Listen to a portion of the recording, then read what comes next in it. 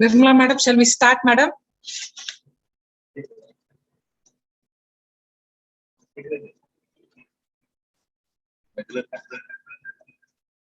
So we'll start now. Good morning, ladies and gentlemen. Today, we are on the second day of the two-day international conference on role and impact of science and technology in the development of India, 75, organized by the Faculty of Science, sponsored by IQAC and DST Pers. A warm welcome to you all. Today, we have Prabha Santana Krishnan as the resource person. I am deeply happy to introduce Prabha Santana Krishnan sir now. Prabha Santana Krishnan sir holds a bachelor's degree in electronics and communication engineering from Government College of Technology, Coimbatore, and master's in artificial intelligence and machine learning from University of California, Berkeley, USA. He is also the guest lecturer for master's in data analytics program in Northeastern University Seattle campus. He is presently working as the CEO of Infinite Cloud Technologies. It is a sleek mod tech-up startup. He has also worked for Microsoft Corporation, Redmond, Washington for almost 20 years in building planet-scale products such as Xbox, surface manufacturing, supply chain, and enterprise security. He has played a key role in setting up Microsoft India Development Center at Hyderabad in the year 2002, which is the biggest development center outside USA for Microsoft. He has multiple patents to his credit, including artificial intelligence and machine learning based infrastructure, digital twin services, and natural language processing classifiers. He's passionate about big data and has several years of experience in architecting large-scale platforms for data engineering, data science, and artificial intelligence, machine learning-based products and services, including computer vision and NLP. He has won several awards in Microsoft for his technical leadership and contribution. We are very happy to have you, sir, amidst us this morning. On behalf of Annamalai University, Faculty of Science, a warm welcome to you, sir. Now the session is yours. Thank you very much. Good morning, everyone. Good morning, faculty, students. It's a pleasure to be here talking about the most interesting topic, which is science and technology in the growth of India. First of all, I would like to extend my thanks to the Vice Chancellor, Professor Kalliraj, and the Dean of Marine Science, Professor Srinivasan, and special thanks to the conference director, Dr. Nirmala Pirachan, giving me this opportunity to talk, and also the organizing committee, Dr. Balamurugan and Dr. Sailila and Jay Prakash, who's been relentlessly working with me up to this point. So again, very good morning, and it's a pleasure to be here. So let me share my content that I wanted to talk. One second.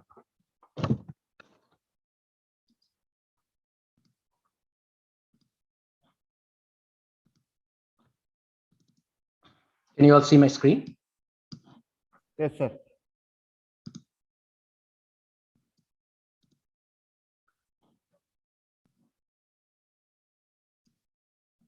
All right. So the topic today is very important and very relevant about science and technology and how it helps for the country like India to grow and to be very successful in the future. As I was introduced, I'm an entrepreneur myself and a data scientist and also an educator. And today's topic, I would like to focus on how information technology shaped the country so far and what it kind of role it plays in the future for us. So I wanted to discuss this topic in three different phases. I want to go back in the history and how India contributed, or the people from India contributed to the science and technology community, not just within India, but around the world several centuries ago. There is a reason why I wanted to talk about it at the beginning. Then we will touch upon briefly on what happened in the last 75 years. Even though there are many credits to us in terms of several inventions, several research that has happened several centuries ago and who contributed to the society of mathematics, science, and technology, but there's not much happened in the last 75 years. There is a reason for that. And especially in the last 20 years, the trend is really, really picking up. Then we will talk about what happened and how can we do things differently so that the looking ahead, the years to come, then several years like from now, next 2, 3, 4, 5 decades, and how science and technology can play a major role, especially how India can become a superpower in the future. So that's the topic for us. Before I proceed, I think it's my honor to extend my tribute to the several scientists, mathematicians, and technologists who helped shape our country in the past. I'm sure that you could see some prominent faces in this.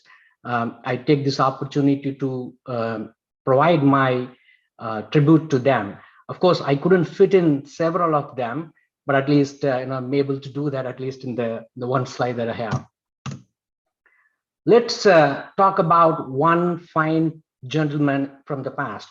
The reason I said why I wanted to talk about the past is very important for us because not all of us remember or even know how big the contribution from India to the world in the field of science and technology. Let's take this example of Aryabhatta. Now, he added 0 to the mathematics. It sounds very insignificant. What's the big deal with 0? But if you look deeply, without the 0, there will not be a number system. The definition of 0 itself is like amazing how he came up with at the beginning. This was around in 4th century AD. If there is no number system, there is no algebra. If there is no algebra, there is no calculus. If there is no calculus, there is no computers. Today, we will not be talking to each other like this the way we are doing without any of this, actually. The computers are all built on the binary system, zeros and ones. We all know that. And there is no medicine, there is no nothing for that matter. So we would be probably still an uncivilized and maybe still roaming around for food like forest animals.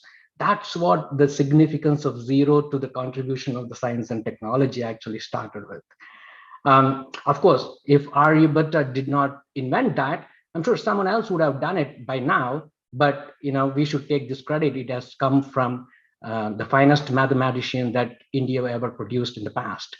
He not only introduced 0, he actually came up with the value of pi, which is very significant in any of the theorems that we use today in robotics, even to the artificial intelligence today, and contributed significantly to the trigonometry and algebra, and also the indeterministic equations, calculations, and algorithms. Not only mathematics, like he spent quite a lot of time in astronomy. He figured out, without any telescope those days, he figured out that motions of the solar system, how our solar system, where sun is at the center and all the planets are roaming around it, and Earth is also roaming around the sun on its own axis. So he was able to calculate that, accurately predict that, without any advancements in the technology that we have today. So it's an astonishing contribution to the science and technology. So similarly, I would like to take another person. This is Jagdish Chandra Bose. He is a biologist, physicist, and botanist. So I think it's very rare to see someone who's specializing on multiple different domains, actually. When it comes to invention of radio and radio waves, we all remember Marconi. I'm sure that we have read it in many books, and in the past, Marconi invented radio. But if you actually look deeply into the research that has gone to in terms of coming up with the radio waves and how microwave optics work, J.C. Bose has done a tremendous amount of research from India, and that actually research was actually used by people like Marconi to come up with the radio that we have today. And not only that, he spent a lot of time on doing plant research. He invented something called crescograph, which measures the plant responses due to various stimuli. So he contributed a lot. His inventions are great. His researches are amazing, for that matter. So I'd like to add one more. I'm not sure whether many of us know about this gentleman. So he's from 14th century, actually.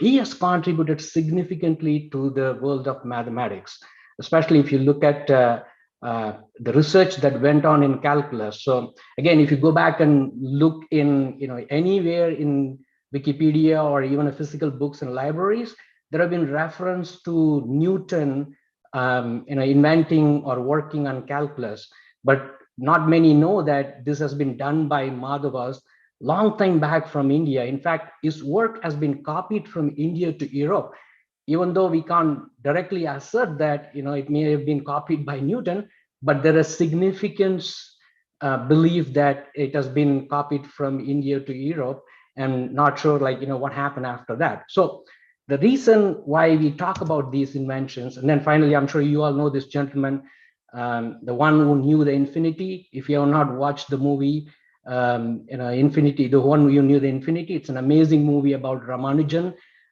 He has contributed a lot more to the field of mathematics and science, number theory, infinite series, divergent series, and continued fractions, and so many inventions that he has done. And in fact, the number of things that he has worked on is still not, the mathematicians are not able to prove that. So why we're talking about these people? There are so many inventions, so many research has been done, but what happened in the last 75 years since our independence?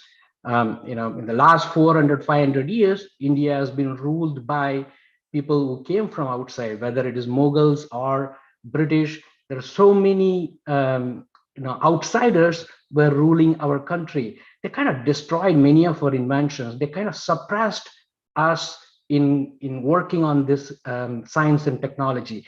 And we see that reflecting even today, even after 75 years. We have done a pretty good job in terms of how we use science and technology to improve the economy of India, the lifestyle, and the globally, how we improved from since the independence time has been great, but we wouldn't call that as phenomenal. It's mostly applied science, applied mathematics, not really an invention, not really in research, not really you see a patent that has been coming out from India. Even today, there are a lot more patents coming from China and countries like in China and the United States and many other European countries, but we do not have that many patents coming in. That's what we wanted to change. Yes, we can use the technology today. It's actually a global economy. The technology can be invented in any parts of the world, and that can be used in any parts of the world. Again, today it's more commercialized than ever before, but at the same time, we would want to focus our students, focus our future generations, working on inventions, working on research, working on coming up with patents. And that's what we wanted to focus. So let's take a quick look at what happened. Since independence, we were fighting poverty, we were recovering from the British rule that we had, and fundamentally that our education systems were broken, that our focus was building that education infrastructure, and our agriculture was broken. There was a need for electricity, but it was not enough supply. And slowly, we were establishing ourselves into a nuclear technology also because of the threat that we had in our region. And then let's go to the next 20 years. We clearly established we are a nuclear power. And then there have been some tremendous amount of scientists came together in building a space organization called ISRO. And similarly, there have been a lot happening in the field of steel and mining industry growth. But we were still fighting for disease, fighting with the diseases like choleras and malarias, and there are so many other diseases that we were fighting, and we were still not being able to really advance using the science and technology at that time, where our life average span for Indians were very, very less in 60s and 70s. Then you move on to the next 20 years. That's where the computers have started coming in. The globalization happened, and where you see information technology leadership, India has been really doing very well. Similarly, there have been a tremendous progress in pharmaceuticals and healthcare. Then we go to the next 20 years, which is presently that where we are. There are a lot of infrastructure development. You see a ton of growth in technologies around automobiles and transportation. Internet penetration in India has been really, really significant. Actually, that really pushes to into the next level in terms of how we can use technology. In fact, we leapfrogged from not being able to afford a laptop to everyone, but everybody today has a smartphone. I think that opens up a lot of opportunities for us. And we are also establishing ourselves space and medical technology. So if you look at the last 20 years, last 15, 20 years, the shift has already happened. The shift has already happened for India to be a leader. So it is the responsibility of the future generation who are students today, their responsibility to take it forward, because we've been coming from very different backgrounds since independence, and the growth has been consistently happening. As I said, it's more on the applied science and applied technology rather than our own original inventions. I think that's the trend that we need to see going forward. So I want to focus, shift the gear a little bit, and then focus on how information technology has been shaping up in our country for the last 20 years and what it has to offer in the future. So today, for every problem that you look at, information technology is going to be the answer. Like computers are everywhere. Computers are like everywhere in our hands, in palms today. If you look at the power of the cell phones that we use, even if you go take a ordinary cell phone that you can get for like probably like 5,000, 6,000 rupees, that computer inside that phone is much more powerful than the one that we used when we sent human to Mars, human to Moon in Apollo mission. The computers we used those days were like very, very less powerful than the one that we have in our hand. I think it's our responsibility to use that right way to be able to shape the future of our country. So let's take a look at what kind of role information technology can play. So whenever we talk about information technology, we cannot forget these four gentlemen here. Of course, all you see them as are entrepreneurs, not scientists or research background, but they paved the way for many research, many inventions, many technology advancements in our country. On the left top, you see the CEO of Infosys, ex-CEO of Infosys, Narayan Murthy. And then on the right side, you see Shiv Nadar, who is the CEO of HCL Technologies. In the bottom left is Azim Premji, who is the CEO of Wipro. On the right, you see the CEO of TCS, who's the Ratan Tata. So we should always, extend our tribute and thanks to this gentleman who paved the way. Again, there are so many other people who did that. I think these four comes to the top. Without them, we could not see, the world could not have seen what is the capability of Indians, how smart and how intelligent they are, and how complex things that they can do in the field of information technology. It's all started from these four different gentlemen. So thanks to all of them, actually. So what role IT played in India's growth in the last 25 years? Number one thing, job creation. I remember those days 25 years ago, there is a lot of pushback on people not wanting to use computer. They all thought it will take away the employment opportunities of several people. But what happened in the last 25 years is completely opposite. In fact, it created a ton of new jobs. It paved the economy growth for the India. If you continue our trend, India will reach $1 trillion digital economy and about like $5 trillion GDP by 2025. So that means a lot to all of us here listening to this. And definitely that opportunity is never before. India is the fastest GDP growth double-digit country today in the world, even during COVID economy.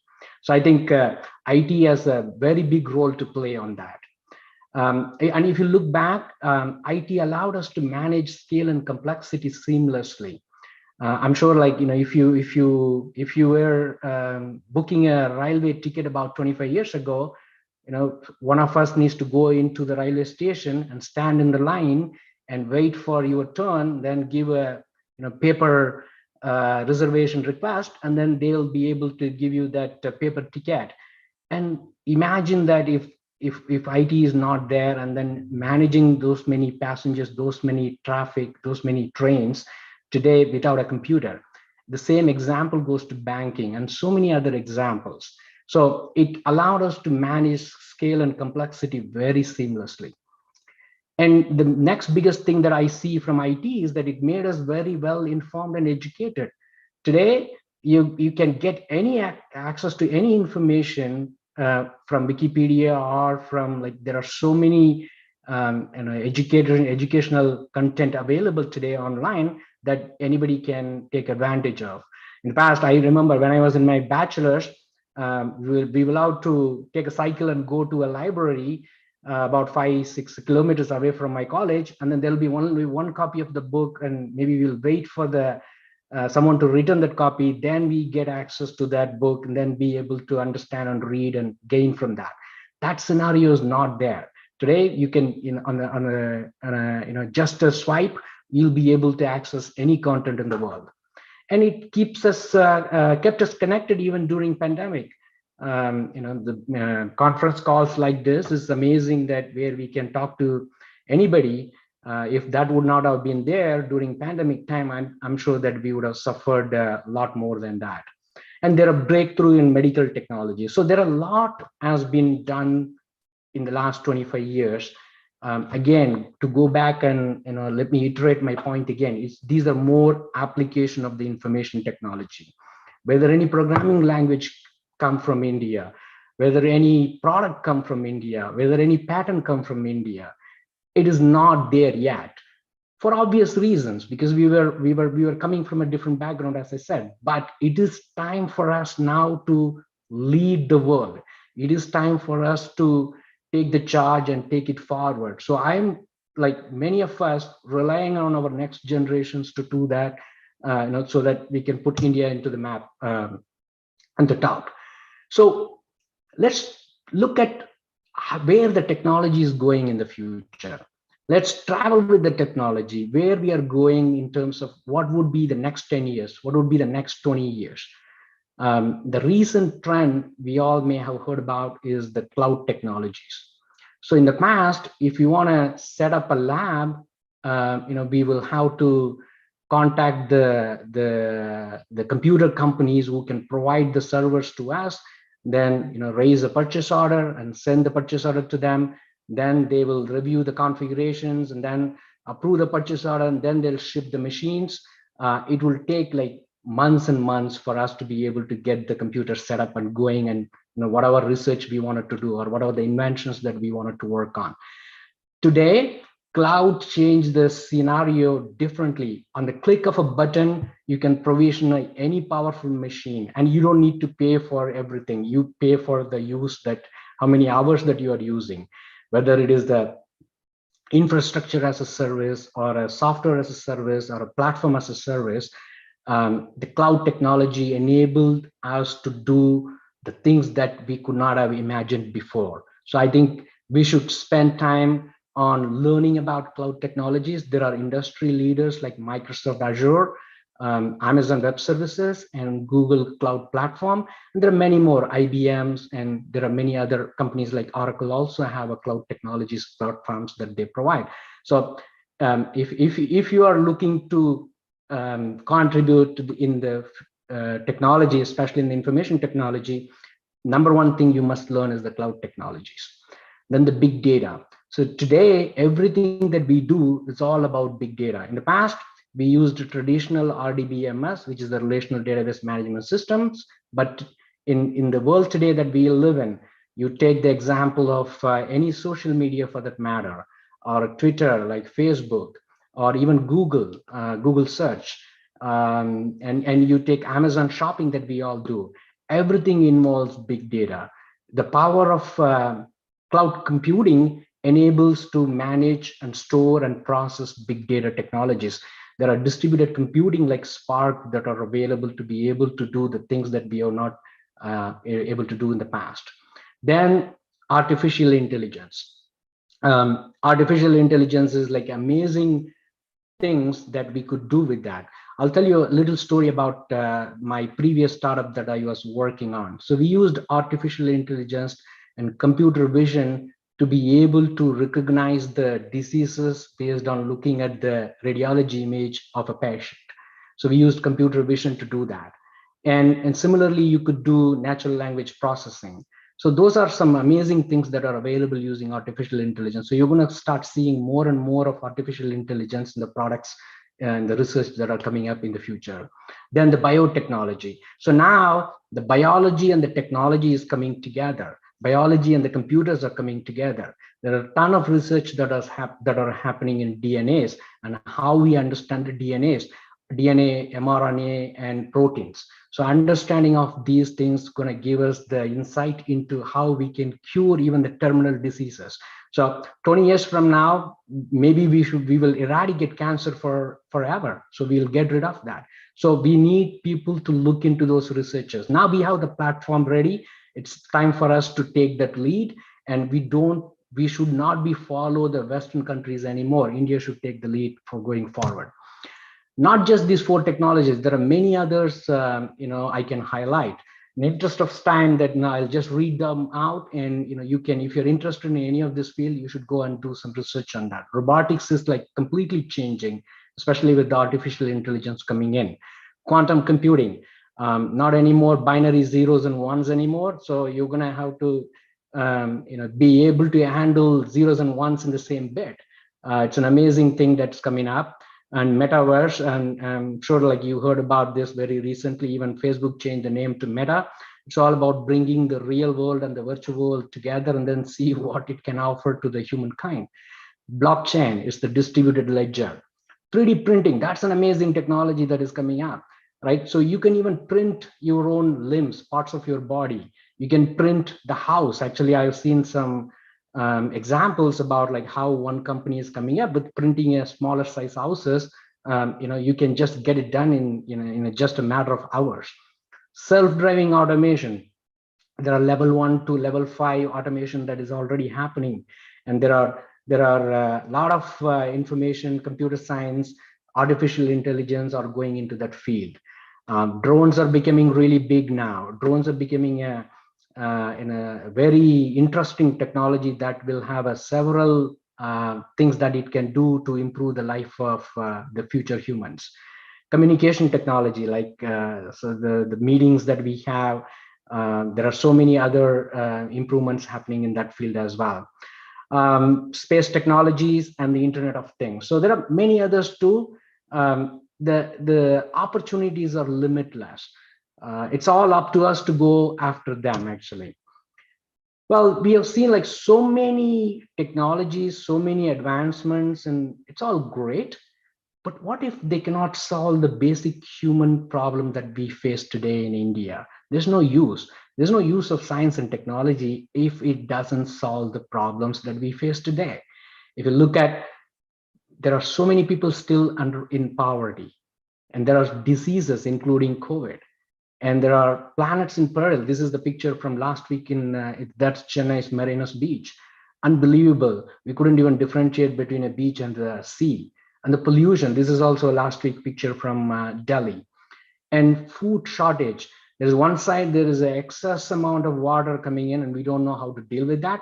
At the same time, there is no water and there is a drought, and we are not able to produce the food that we need for the growing population. And the access to education.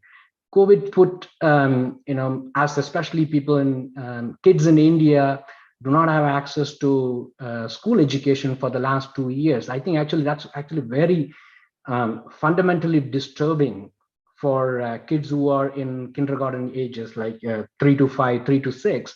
This is their primary time for them to get out of the home and get into develop social skills and learning skills. And they completely missed out that opportunity. I think we should take a serious look at from our society and how we can use technology to change it. Then the safety of women, I think that's a major concern for us, like how we can use technology to improve things. And cybercrime, I'm sure that you all are familiar with cybercrime, which is growing very rapidly in India. There are many other challenges, but I believe that these are the top challenges that we should look at. We should look at how we can use science and technology to improve our life.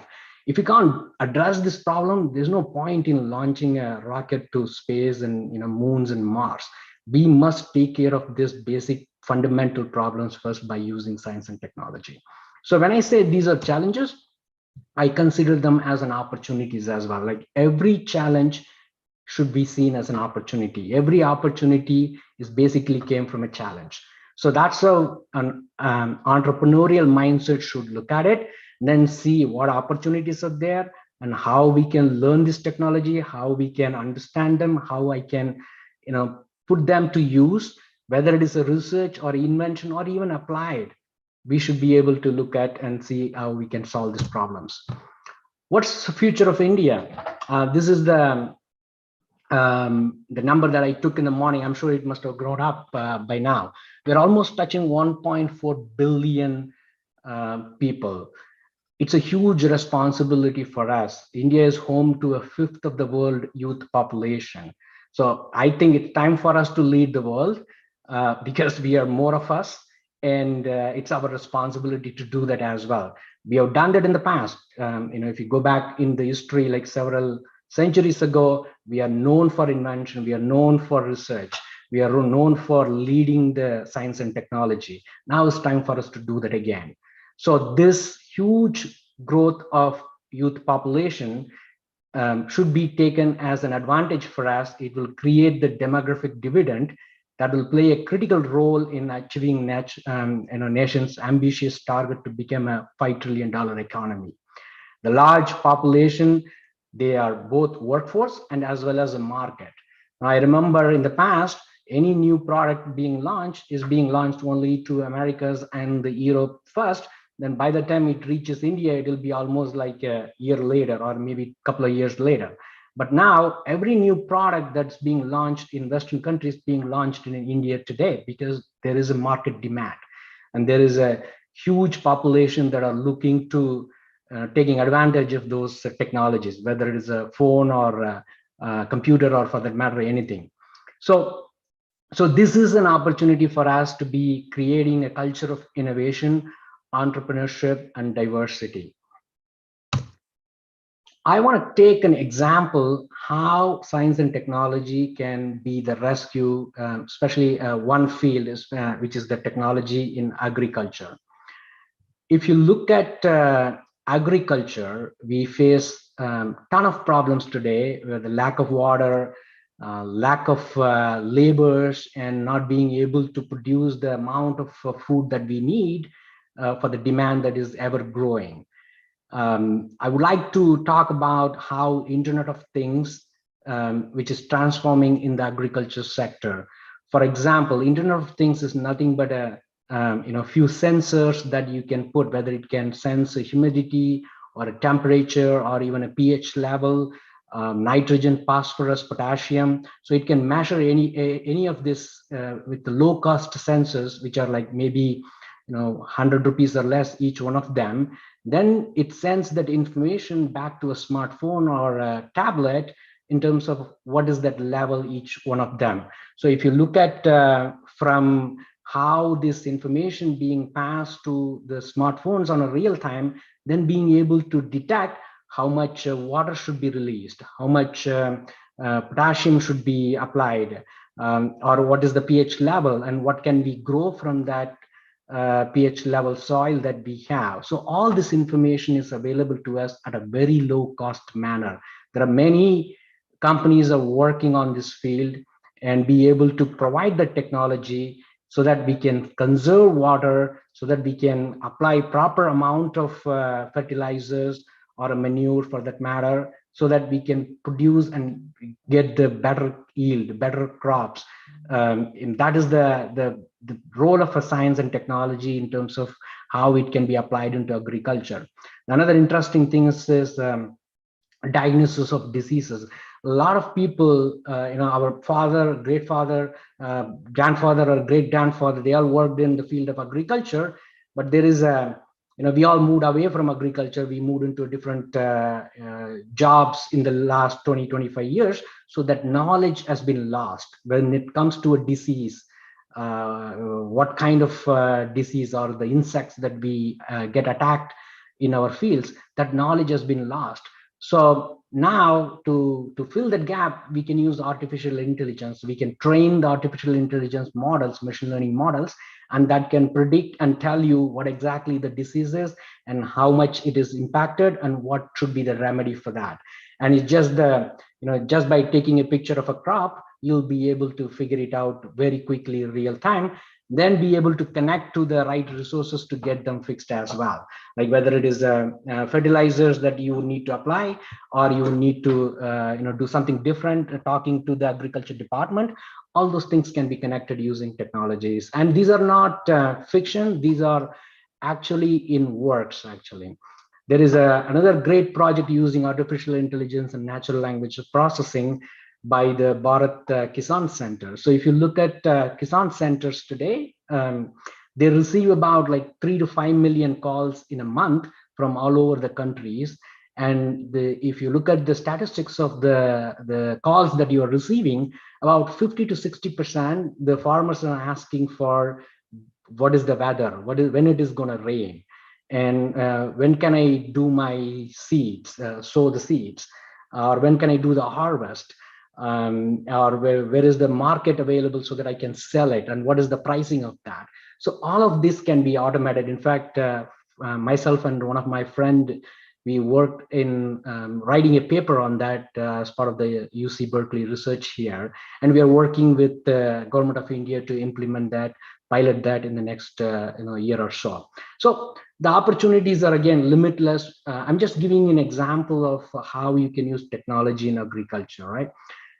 If you look at what kind of technology can be applied, of course, cloud computing is behind the scene. Of course, it involves big data that we talked about, and the artificial intelligence that we mentioned, and of course, the Internet of Things, where it involves the measuring this parameters and then be able to make and take actions. So it's just one simple example on how technology can play a major role in agriculture. Just want to give you another interesting project that we did. So what you see on the screen is a board called Arduino Board. It's a microcontroller chips. There are different types of board called Raspberry Pi, and then this one is called Arduino Board. The Arduino Board is about like, I would say 1,500 to probably 1,000 rupees to 1,500 rupees. So it comes with an SMS module. That's what you see. So you put a SIM card in it. You get this for like 1,500 rupees, and you can write a small software, not much of an effort required, probably like 20 lines of code. You can enable this Arduino board with a SIM card in it, so that you can send and receive SMS to that board from your cell phone. And you don't need to have a smartphone. You can use a typical keyboard, one of the lowest configuration phones. All we need is to send SMS and receive SMS. So once you send an SMS to this board, this SMS can be used to trigger an on and off of an electric circuit. So you can apply that into, imagine that, if you can apply that into a motor pump in an agriculture field, the farmer need not even go to the field early in the morning to start releasing the water. All he or she can do is to send an SMS at 2 a.m. in the morning. Then this board can turn on the machine, turn on the pump, turn on the motor. And then similarly, when the water is, the distribution is done, you can turn it off just by sending an SMS, so that you can conserve the water. And like it works both ways. Like if the water is not released in the time, the crops will not get the water on time, and it impacts the produce. At the same time, like if there is excess water, like you can control that and save that. It's just a small, simple application. There are many things that we can do, using technology. Another good example is how we use technology in terms of meeting the supply and demand in agriculture.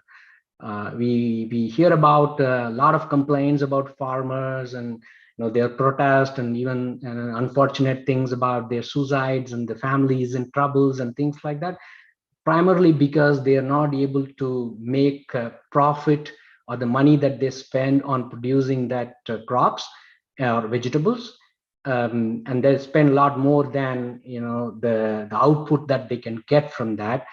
One of the reason is that there is a middle level people who really get those products from them for a very cheap level pricing, and then they sell it for a higher pricing, and the real farmers don't get that benefit actually in the system. So this startup called Ninja Cart, they've been working on this product for last 2-3 years. In fact, they raised several $1 million. There are several investors helping them to set up this platform where the farmers can directly get access to who are the buyers and what is the price that they are offering. They don't need to go through a middleman at all. And that is what this startup is all about. And they are getting a lot of good traction. There's one more in Tamil Nadu, which is called Veg Route. So they're also doing the similar thing for vegetables producers, actually. So basically, we are using technology to cut the middle tier platform, bringing in the platform where with the internet penetration today, the smartphones are available, to even for levels of farmers where they can simply do this on their own. They don't really need to sell it for lower cost. So again, this is another great examples on how they can use the technology here, right? There are many more I can quote. I just want to quote a few more, which are very, very interesting for myself, and I'm sure you will like it as well. The planet is in peril, like it or not, we are screwing this planet big time. And we should be cognizant about when we leave this planet, how we leave this planet to our future generation, instead of taking everything from what this planet can offer us.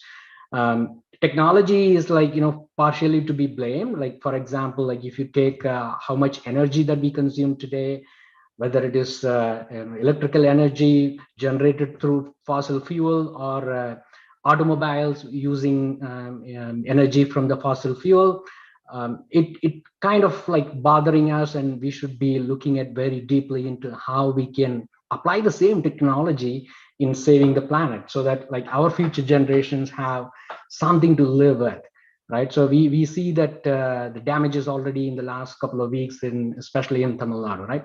So these are 4 different startups working on using artificial intelligence for solar inverters.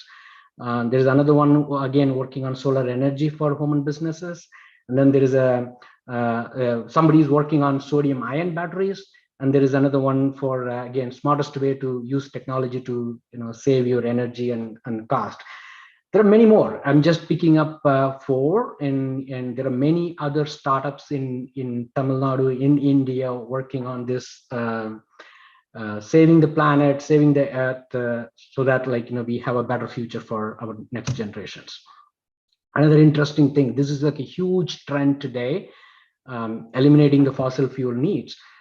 Everybody must be switching to electric scooters and electric cars in the future.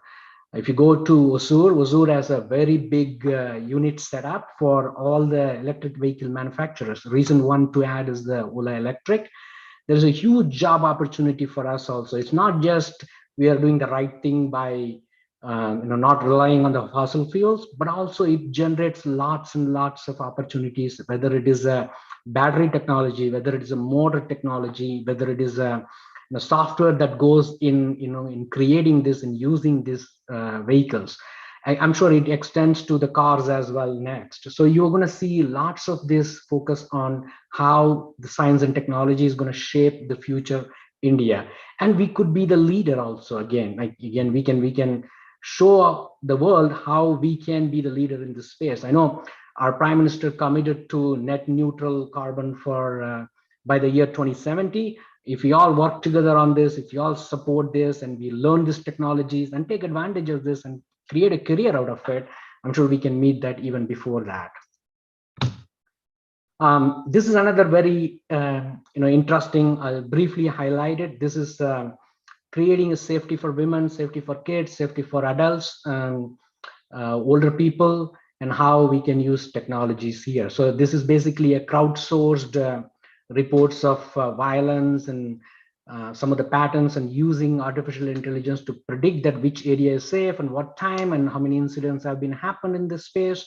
Is it better or to safe to go alone, or all that information is available. I'm sure there is another app. One of my friend who is in the Tamil Nadu police, he briefly mentioned that I think there is a Kawalan app is also coming up, or it's already come up. So again, technology, again, science for us to save us, in the future.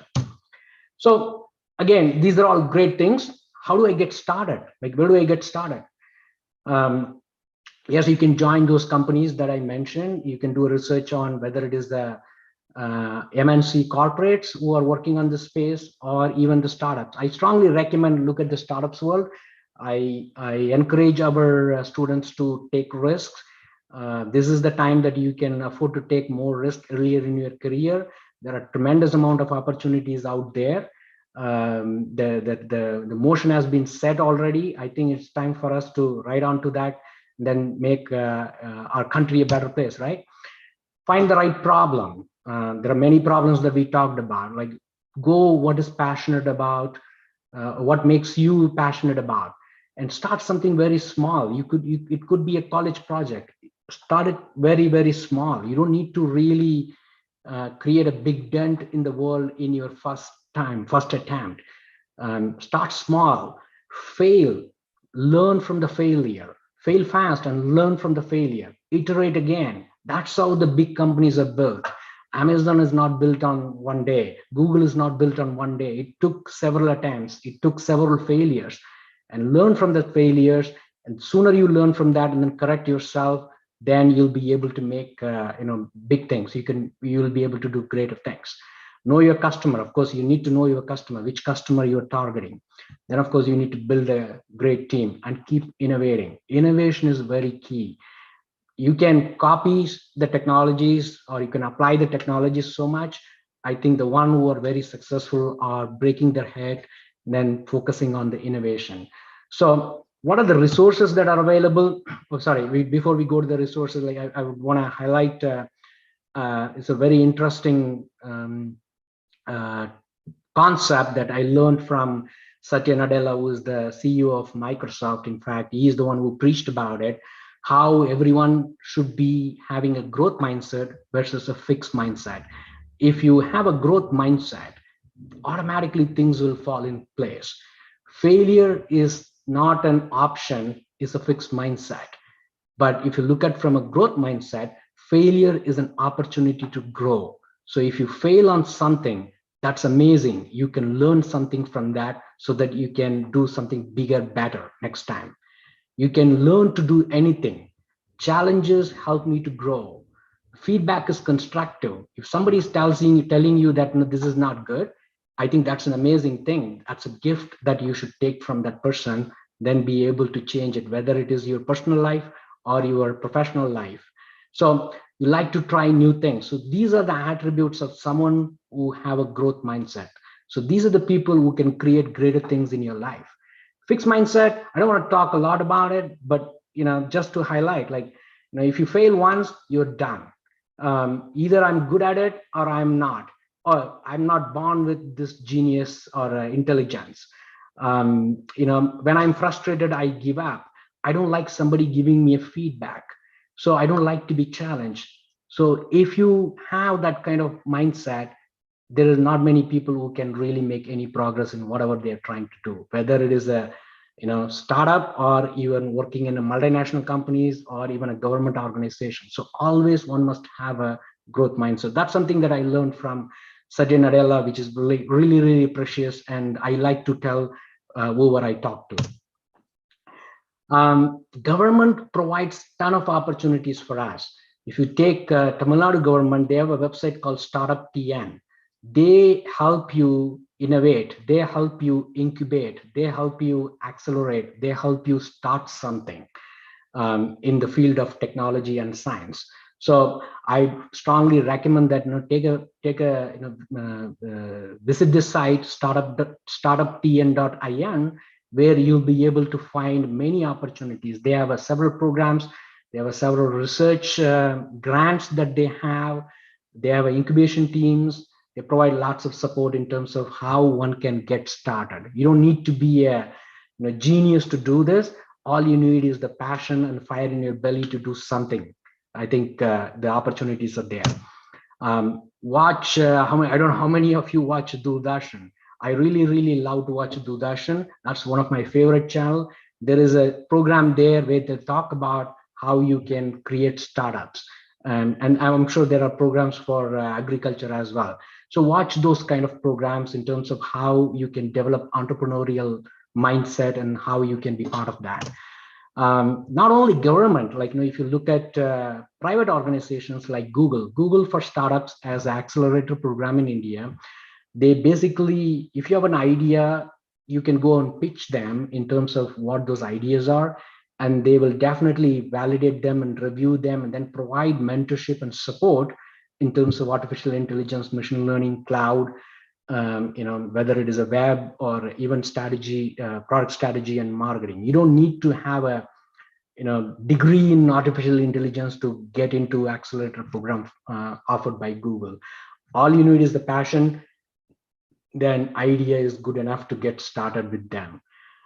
Similarly, Government of India has an amazing amount of resources available to all of us, whether it is agriculture sciences, astronomy, computer science, earth atmosphere sciences, energy science, life science, biotechnology.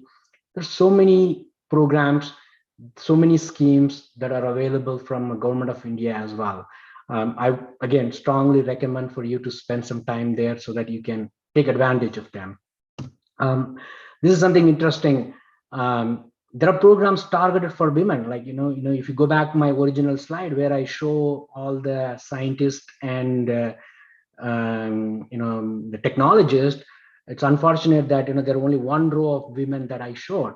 Obviously that women could not do much because of the societal we came from, but now it has changed. There are lots of programs that are available for women. We need women leaders, we need women entrepreneurs, we need future the one that who can take us leaders in the future. So programs are created for women as well, whether it is a biotechnology, whether it is a computer science, artificial intelligence. There are special programs that are available for women. So I strongly support and encourage all of you to take advantage of that as well. So these are several resources that are available today. There are many more. It's just the few that are easily available, accessible for us. So with that, I finish with my favorite poet and favorite kural. Deivathan Agadaninu Muyarchidan Meivarutha Koolidaram. So that's my favorite. I think it very appropriate for us that if we have the aspiration, if we have the passion, if we have the fire, I think we can make India the superpower and make India as the global leader when it comes to science and technology. And again, I thank you for the opportunity today. It was a pleasure talking to you and share my thoughts and how we can make India better. For any technology guidance, feel free to contact me. And this is my LinkedIn. You can search my name. You will find me in LinkedIn. Feel free to send me messages in terms of any help, any guidance that you would need. And again, I thank you everybody for this opportunity, and I can take any questions if there is.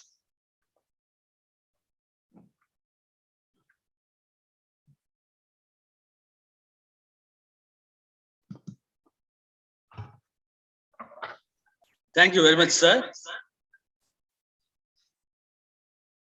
Thank you. Thank you very much, sir, for your wonderful lecture. So far, we have been listening to Professor Prabha Sandhanakrishnan, co-founder and CEO of STEEL. In his presentation, he has covered important issues, starting from the role of India in science and technology centuries ago and in the last 25 years. Starting from Aryabhatta, that is, India added zero to mass, significance of zero in algebra, trigonometry, artificial intelligence.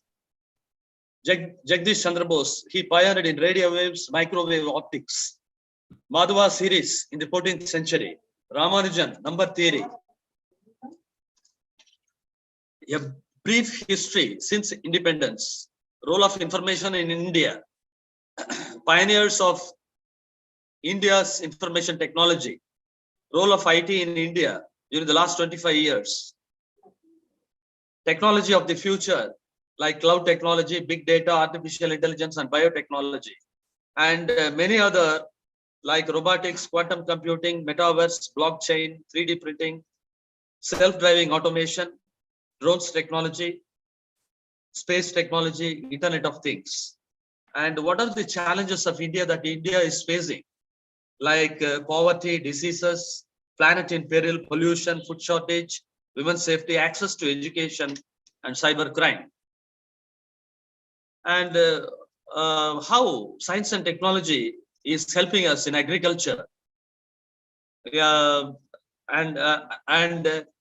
veg root technology in eliminating fossil fuels, the technology in creating safety, and many other issues have been covered by him.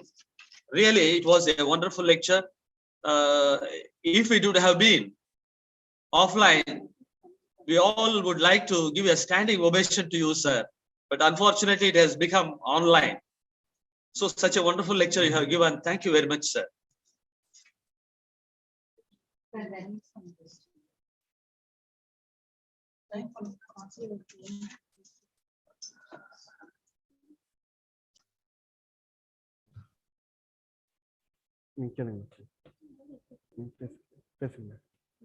The question.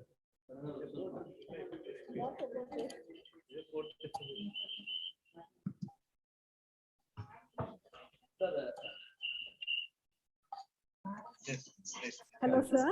Good morning, sir.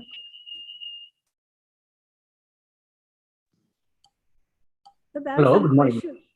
Yeah, there are please. some questions for our participants. Yeah.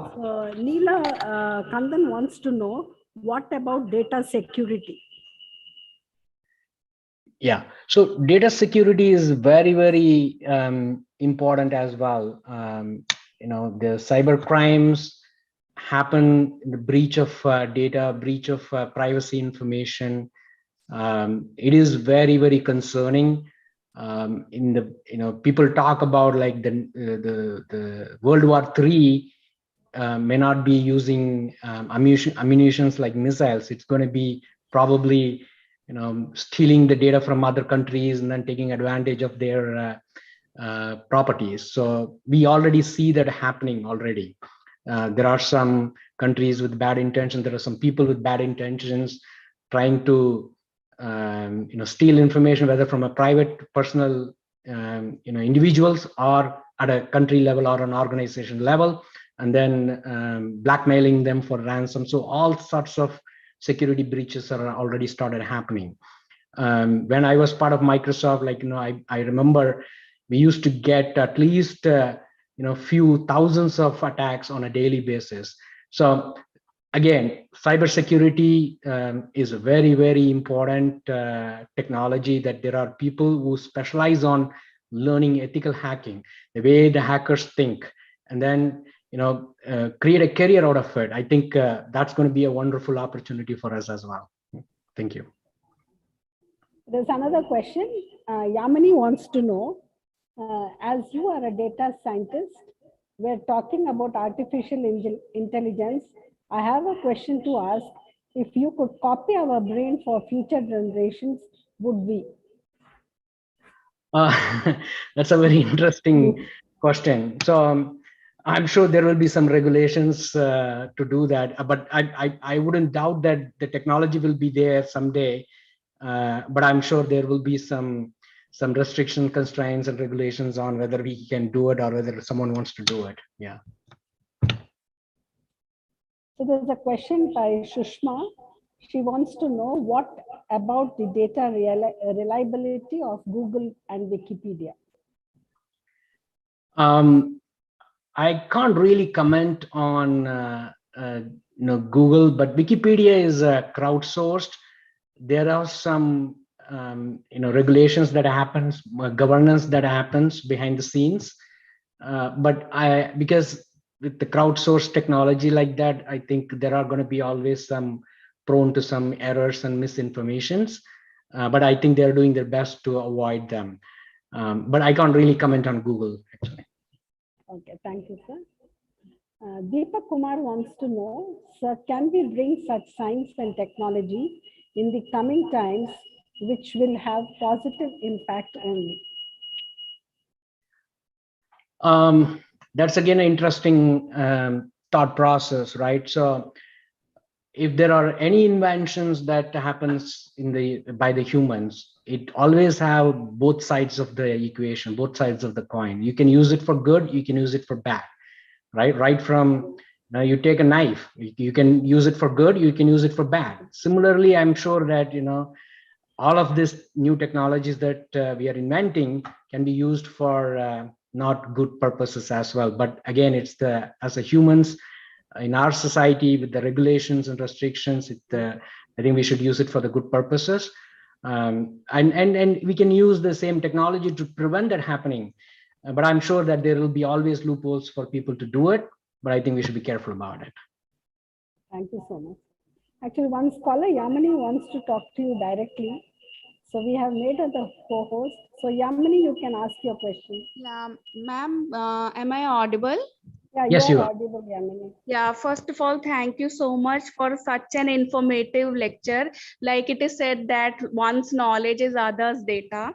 So yesterday also I forgot to give my vote of thanks. Thank you, madam, for arranging such a conference. Means every day we are getting something new idea. As I am from geoinformatics, remote sensing, working on satellites, I would, sir, like to know, like in future, if we can copy our brain for future generations. Like in the past, Albert Einstein didn't get the opportunity to get this type of artificial intelligence. Since you are a data scientist, so I want to know if in future, if it is possible, like how, what would be the medium that one's brains can be copied into some software or something and can be applied to for nurture the future generation. Like I am very interesting in this topic. I really want to know. Yeah, I think we just talked about it, Yamini, but I know I don't think the technology exists today. There are some fictions about how this can be done. If you look back, anything that started as a fiction 20, 30, 40 years ago are becoming real now. The chances are that it can be done in the future. But do we really want to do that? Is the question that we want to ask ourselves as the humankind. There is so much there's so much about artificial intelligence. The intelligence itself is artificial there, but again, you can use that for things that humans cannot do it easily, but it should not be replacing humans in the future, right? So and I'm sure the technology will evolve 100, 200, 300 maybe after that. But again, do we really want to do that is the question, because we will move away from the real human. Yeah, sir, sorry to interrupt. Like there was a study in 1830, there was a doctor named Vetnicker something of US. What he used to did, he means applied the theory of the willpower. He merged the brain of one pup to the mother, and for that the dogs, with both the brains, they survived for 7 days. They could smell, they could eat, and they could see. So like my question is, like if in case of like cancer patients, if we know that he or she is having just 7 days life, and if some other one is willing to get this thing, so will means I am talking about the good part. Like if we can serve, like what's the use of this research and degree I'm doing from my Anamla University? Really, is it worth it? I can use something, I can make something out of that. So means you people are the gemstones of our nation. If your brain we can copy for future generation, it is very good. Like yesterday also one professor was there, he just showed all the like chemistry professionals introduction, and just immediately the question came into my mind, if we could copy that their brains, we can solve many of the illnesses like coronavirus and all that. Yeah, no, I really like where you're going with that. As I said, the technology is not there. Eventually might happen. There will be a lot of regulations though, actually, yeah, in doing that. Okay, thank you, sir. Thank you. Thank you. Okay, thank you very much, sir. Actually, we liked your slide on fixed mindset and growth mindset. So we're actually planning to make it as a poster and display it so that our students will be encouraged and will learn a lot from that. Thank you for such a Thank you. wonderful lecture. Thank you. Thank you so much. And all the Thank best you. for the conference. Yeah. Thank you so much. Thank you.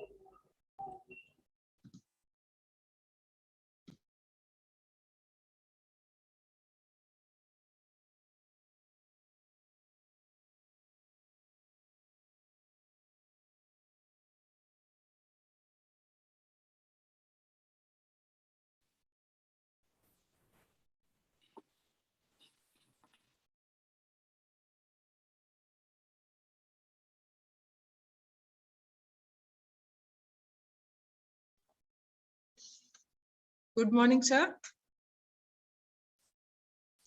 Today's resource Morning. person. Yeah, I'm fine, sir. Today's resource person, Ravi Shankar Palanavelu. Welcome you, sir, for the conference. Thank you. Now, I would like to give a brief introduction about Ravi Shankar, sir. He's the Associate Professor, School of Plant Sciences, University of Arizona in Tucson. He had his graduation from University of Georgia, Athens, and his PhD specialization is in genetics. His postdoctoral from University of Chicago.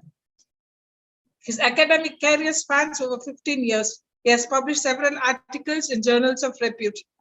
He is a recipient of the prestigious award, 60 for 60 STEM Community Leader Award from the Southern Arizona Research Science and Engineering Foundation, Arizona.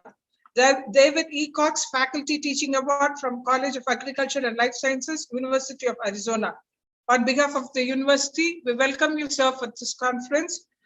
And I wish you to have a good experience with us, sir. Thank you. Thank you very much, Dr. Ratchagar, for inviting me.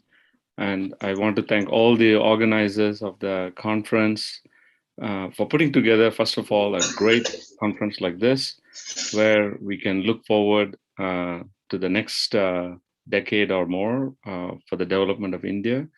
And I really appreciate that I'm part of it. I was invited to give a talk. So let me share my screen. Sure, sir, we will always be in touch and in contact with you. Yes, thank you. So, yeah. So I'm an alumni, proud alumni of Annamalai University. I did my agriculture there from 1985 to 1989.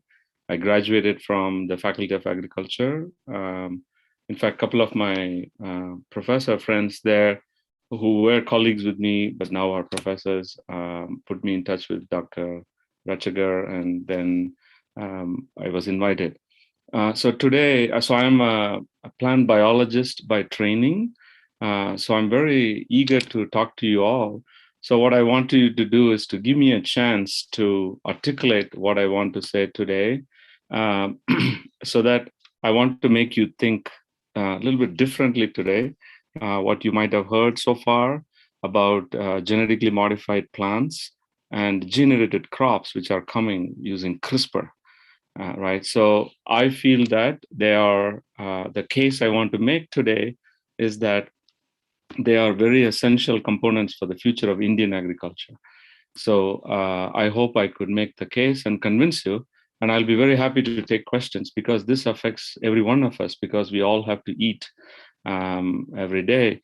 So it really affects every one of us. And there's a lot of questions and there's a lot of misinformation, as a result of which there's a lot of fear. And I want to dispel that. And I want to show you the technology, give a little bit insights into it, and argue that this is very important for you all to consider for Indian agriculture. Okay. So I'm at the School of Plant Sciences in the University of Arizona. So first off, I want to say why care for the future of Indian agriculture, right? It may be looking like an obvious question, but actually there are very many things that are very critical right now that we need to consider this very carefully. And I hope students and professors and think tank people, policymakers are in the audience And even if anybody is listening to it has any role to play in influencing policy in the future, including the state government of Tamil Nadu or Indian government of India, I hope some of these thoughts are conveyed to them.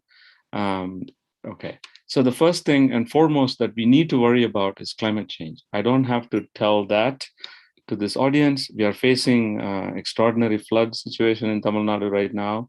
The rains are becoming severe. The severity of these droughts are becoming severe. Most of these are due to climate change, right? And it's affecting every aspect of our lives. And we will be very foolish to ignore this important problem. And we need to be ready. And as agriculture has to survive this kind of an onslaught that is coming. Due to a variety of reasons, we're losing arable land, right? We are deforesting, but we cannot continue to deforest. We really need to use what is available and do the agriculture in the future. And we are only going to get less land than what we have today. So that is a big challenge. Growing population, right? There is a big population that's growing on. Environmental degradation due to a variety of reasons. The environment is in trouble. And the cost of doing agriculture is going up. So all of this is not only a problem in India, but all over the world, this is a problem. So let's see one by one, just to quickly impress on you that the impact of climate change in agriculture by 2050 is predicted to be severe. Nearly 17% harvest losses are expected due to climate change alone. 20% of the land will no longer be available for agriculture, and water scarcity will be threatened, and up to 5.7 billion people in the world. That means it is nearly half the population by 2050 will be suffering at some form of water scarcity, right? So if people are going to be affected, now imagine the water availability for agriculture, right? So I know this might be a very oxymoron right now to talk about water problem, but just come talk to me in May, and I know what the situation is going to be in Tamil Nadu with the droughts coming up more frequently these days. So this is a real problem.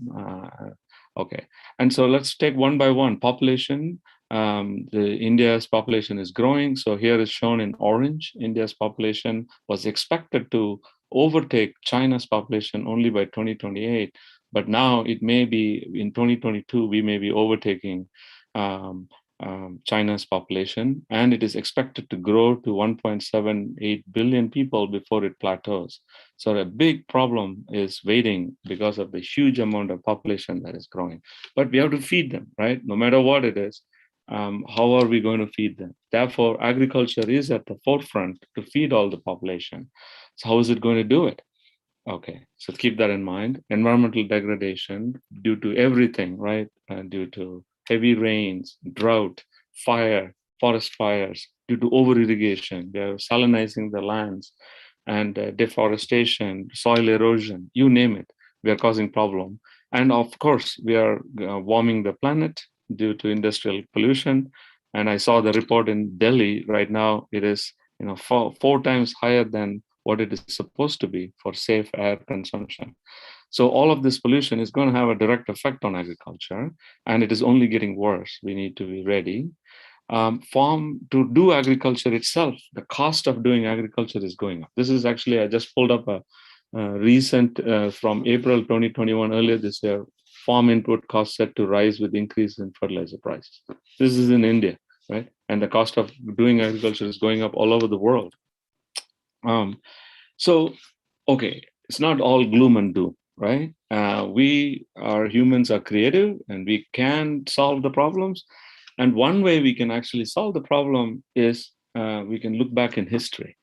And we as Indian have a great model to follow, which is to look past in the Green Revolution that happened in the 1970s, right? When Indira Gandhi was the prime minister, and a great scientist from our own state, Dr. M.S. Swaminathan, who was the Director General for Indian Council of Agricultural Research, and he led the Green Revolution in India. And if you look at it, in fact, people predicted, there was a report called 1975 by famine. In 1975, India was expected to be completely collapsing under famine. But in 1970, the revolution happened. You can see the production of wheat, rice, maize is not shown here, corn is not shown here, but its production just skyrocketed, right? So the Green Revolution is a good thing to look back and learn from it and see if we can use some of the things there and also the lessons we learned from there to learn to solve today's problems, right? So Green Revolution is a great way we could actually look back, right? But if you, one thing that I do want to say, another example I wanted to say is that while this was happening in Mexico, even more great agriculture production happened, which solved the problem there too, right? All over the world in the 70s, Green Revolution really saved the world at that time. It sounds very trivial. A lot of you are young, were not even born in the 1990s. This was a major problem that was the world escaped because of truly revolutionary things that happened in the agriculture.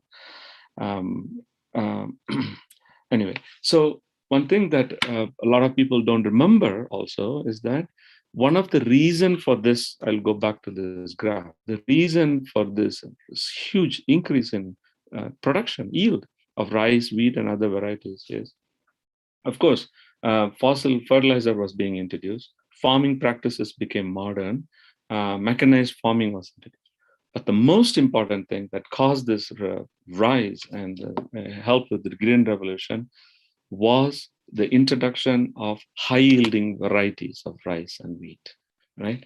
And they were generated by, CIMMYT in Mexico, IRRI, National Research Institute in Manila. And one of the reasons they were able to do this is that for some reason they discovered or identified short dwarf varieties, right? So before that, rice used to grow very tall, wheat used to grow very tall, so it takes very long. You only get you need to wait 6 months before you can do the cropping and so on, right? And also most of the energy went into maintaining the vegetative part of the plant, like the leaves and everything, but not in the yield part of the plant, which is the seed, right? But when they, by mutation, this is something a lot of people don't realize.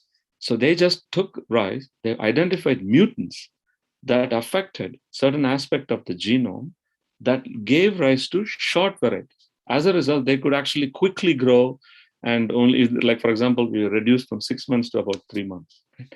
So I'm telling you one example is that mutation breeding, right? Once you identify a variety, then you would cross, for example, to a conventional crossing to another variety. And then in the progeny, you can use it to find the high yielding variety with all the desirable traits, right? I know it's a general audience. I'll try to, as much as possible, not use the scientific jargon, but this is also a Faculty of Science audience, so I feel comfortable in using some of the conventional scientific terms. Yeah?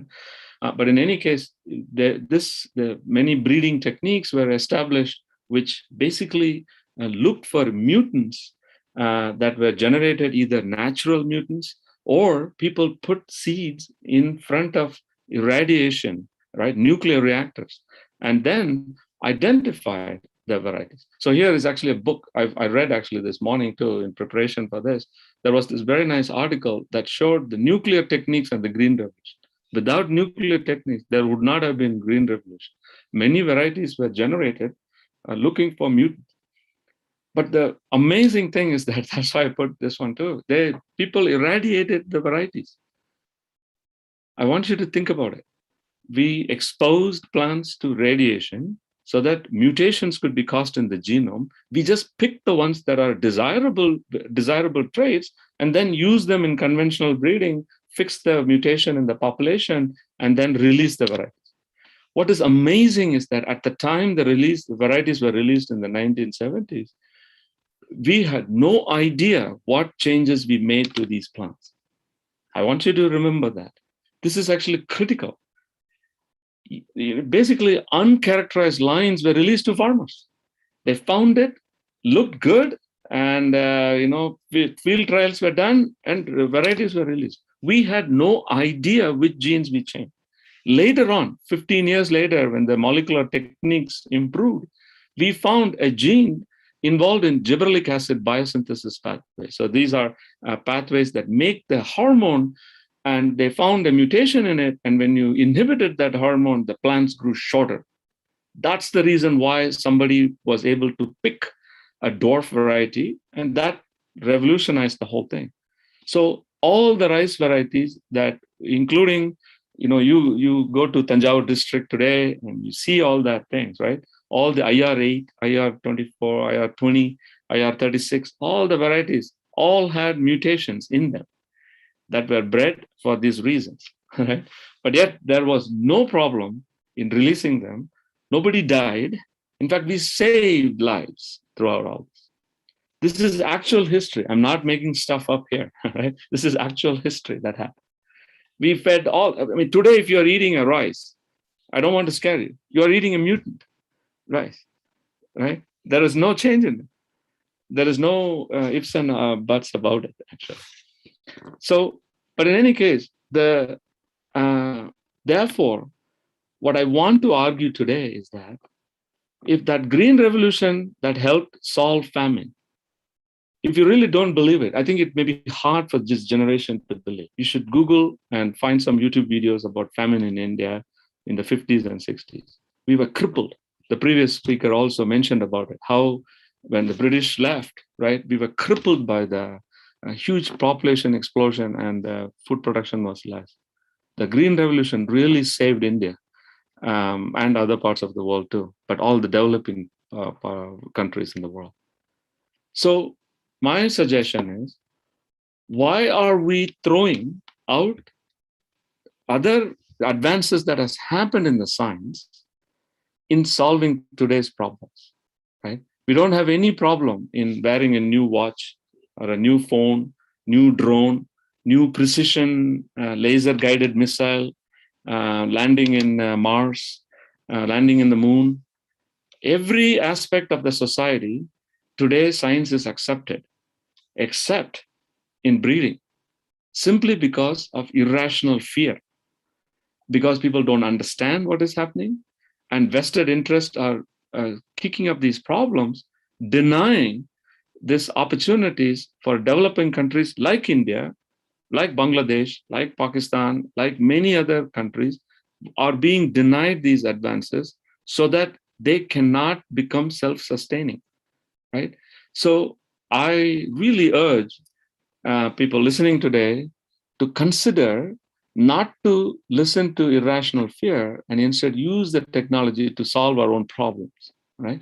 So this is, genetic engineering. You didn't have any problem in listening to the previous speaker and be amazed at all the advances that he listed, and be immediately accepting that, yeah, we could,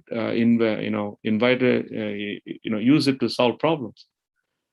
But when I propose genetic engineering, there is a lot of doubt, like, oh my God, it's going to Frankenstein crops and going to take over the world. We're going to solve problems and everything. Cost problems and so on, right? It's really amazing how the difference in outlook has been.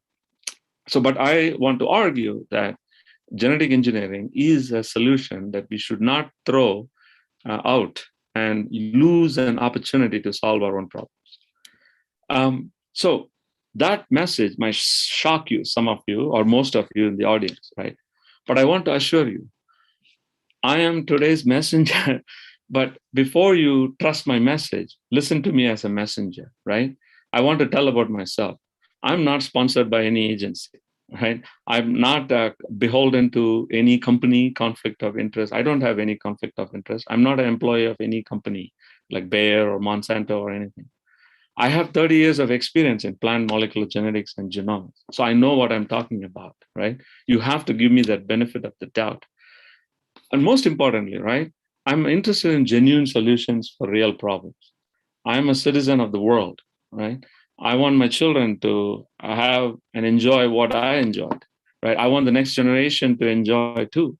But how can I throw away a solution of which I'm private, but I want people to ignore it? Therefore, I figured that it would be something that I can talk to today's audience and be relevant to this topic of, after 75 years of independence, how India can look forward.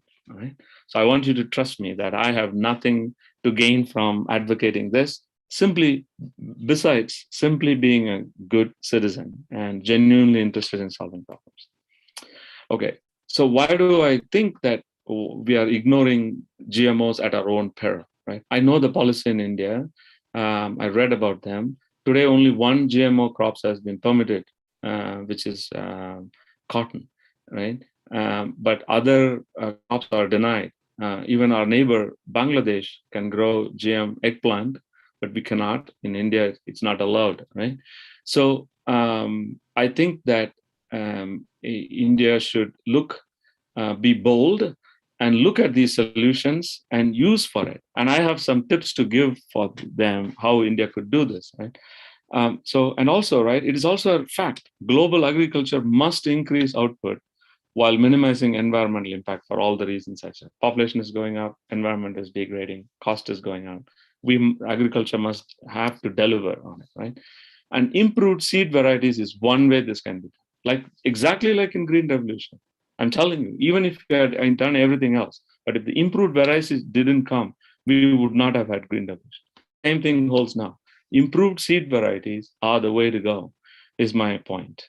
And GMOs and genetic genome editing we have now molecular techniques that are advanced that we can actually precisely and targetedly make genomic changes so that we know what we change, so that we can follow them, and so that we can actually understand them in a more comprehensive way before releasing it. So why the fear? I just don't get it, right? While we released varieties without checking in the 70s, yet we now are totally capable of knowing what the heck we changed in the plant before releasing.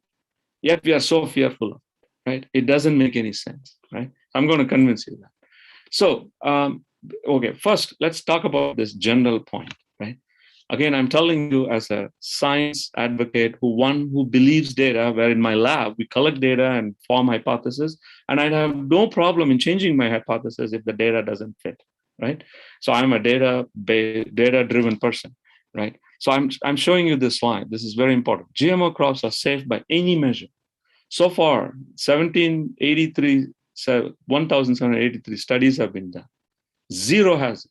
I'm telling you, 0 people have died from eating GMO crops. In the US, in the last 20 years, everything is GMO. Most of the crops are GMOs, right? 0 people have died. It's a fact. You have to accept the fact because it's not like we have to run away from the facts, right? But if we don't do this, people will die from famine and poverty, right? So there's no doubt about it. 0 illnesses have been found, right? So let me go over at least 4 common myths, right? First myth is GMOs cause health problems, including cancer. This is absolutely not true. GMOs are safe to eat and have no links to any disease. And in fact, even in 2016, a scientific report that reviewed 900 GMO studies have found 0 link. They have not caused cancer. People make a mistake. People say, oh, these days more people are dying for cancer. You know why more people are dying of cancer today? That is because we are good at diagnosis. In the old, people didn't even know whether they died of cancer. We live longer. When you live longer, you accumulate enough mutations, so you actually develop cancer. Third, we are exposed to more chemicals. The pollution that is in Delhi can limit 10 years of life and cause more lung problems than GMOs could ever do, right? So this actually makes no sense that it has been told anything, but people are living with a huge amount of pollution and other reasons, the chemical exposure and everything, right? Unregulated use of chemicals and everything. They cause more cancer but not GMOs, right? This is again fact. I'm not saying my opinion. Number 2, myth. GM crops are too new, so we don't know if they are safe. Well, it's new, so therefore I shouldn't use it. I have to wait. Well, GMO crops, like what we call GMO crops, have been in the world now for more than 25 years. Enough time has passed and there is no problem, right? It is very safe. Thousands of global studies have been done. We can always ignore, right? India is a free country. India has every right to choose its path, right? But I just want to alert that when we drop a solution you throw away a solution, right? So, okay. Number 3, GMOs are bad for the plant, right? Oh, something will happen. This is actually not true. GMOs will actually help farmers till the soil less, use less water, use high yielding varieties, use less pesticides, right? So in every possible way, you are actually using GMOs will reduce carbon emissions and the carbon footprint. There is no doubt about it, right? Yet it has been unfairly treated. Number 4, GMOs aren't as nutritious as traditional crops. This is absolutely not true. They have been tested in every other way. It is very similar to a variety that has been just changed in a little bit, right? Like, for example, when we introduced IR8, the first rice variety that revolutionized the rice for yield in India and other places of the world, the rice yield was superb, right? But people, when they ate it, you can actually check with your grandparents, actually, this information, but it was very gooey, right? It was very sticky. It would stick to, in fact, the cooked rice would stick to your hands, actually. So people were kind of hesitant. So immediately it was mutated. Another variety was developed. IR20 came, and then the IR36 came, and they had removed that thing. You know how they did it? By mutagenesis. Then they selected the variety they wanted. It's not a fun thing to just, it's not magic to just change the rice to something else. Unless you change the DNA in the rice, you cannot change that, right? And that happened. Same thing, amber, in the northern India, people were used to amber colored wheat. All our chapatis and rotis were made in that wheat, right? So when the improved variety was introduced, it was actually pink colored. And so immediately there was hesitation in people's eating habits, and so then actually immediately scientists worked on it, again mutated it, changed the pathway to lessen the anthocyanin amount, and then they released it. Right? So new change, it is just certain aspects of it change, right? And people have checked it. There is nothing, changing a gene to change a hormone pathway is not going to have an effect on the nutrition. But it could affect, right? But I'm not saying it will never affect, but we can always check it. If it has been checked and there is no difference, why not accept it? Instead of blindly believing that it will be different, therefore it will be inferior, therefore I don't want it. Right? That's what I'm saying not to do. Okay. And I want to tell you another big thing that bugs me is that to even call this genetically modified crops, the reality is that as long as humans lived, we changed crops. And when we change crop, that is genetic modification. So I'll prove it. Look at in this figure. This is wild watermelon. On the left is the cultivated watermelon today by farmers. You know how this came? We changed it.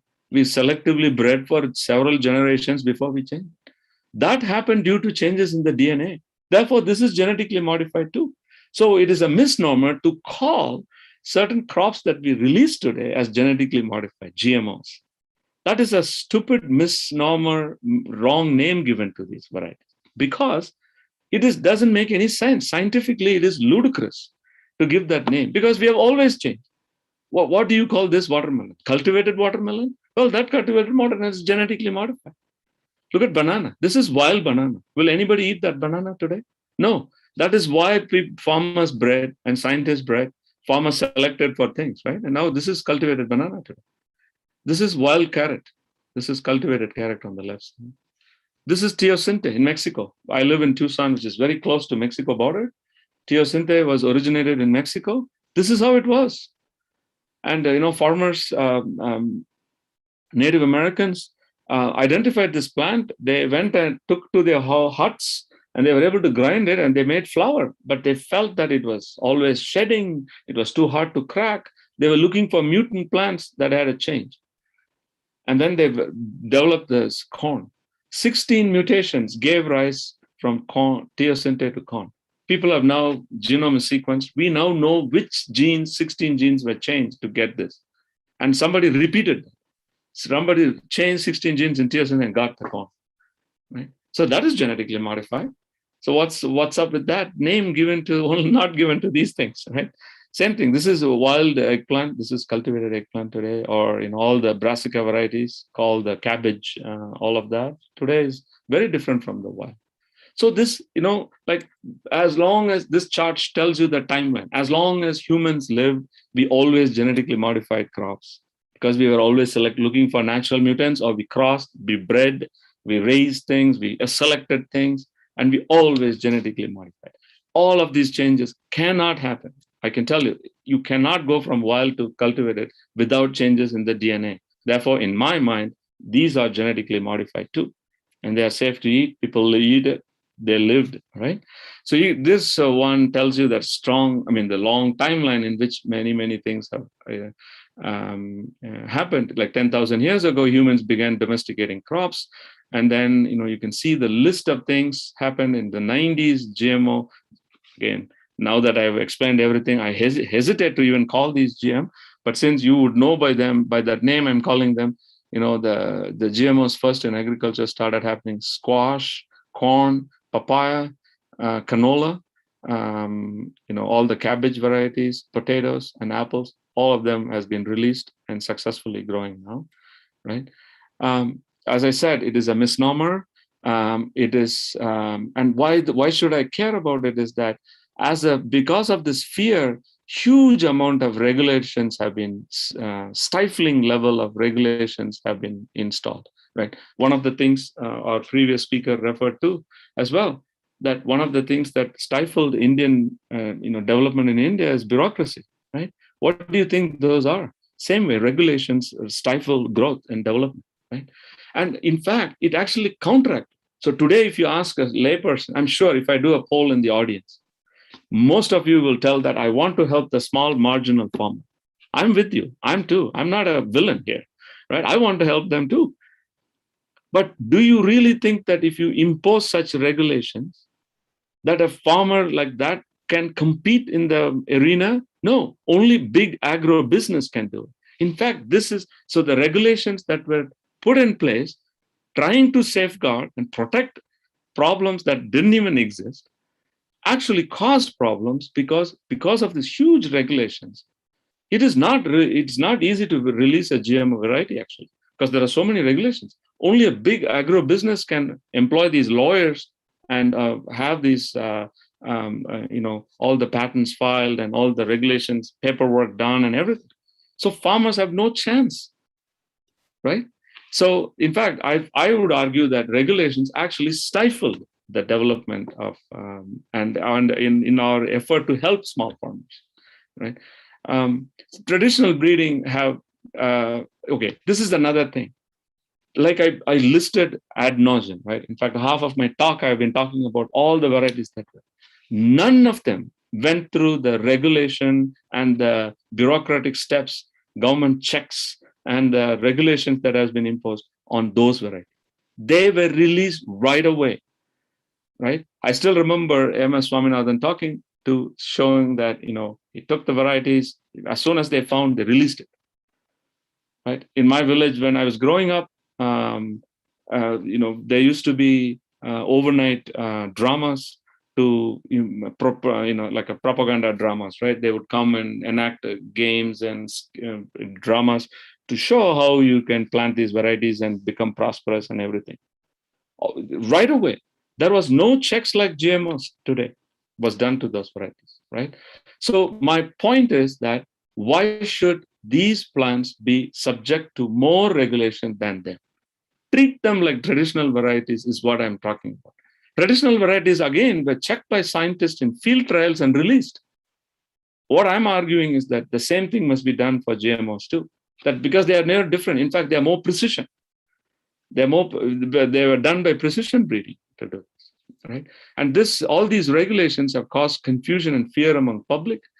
And therefore, I would argue that let's not throw the baby with the bathwater, right? Trying to say that the water is hard, don't throw the baby, right?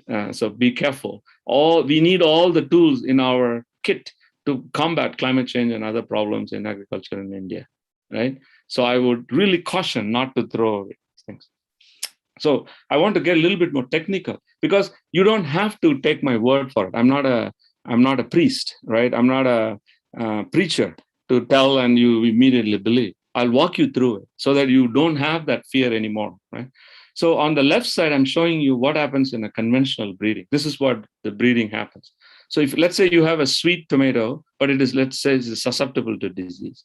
But let's say you also have another wild variety that is tolerant to the disease, but it's not sweet. So naturally the right side green one you can't sell. So what scientists have done is they would cross this. And in the progeny, they would select for the ones, not only one generation, but several generations, they'll plant again and again and find until they find the recombinant that will be both sweet and disease resistant. Then they would release variety.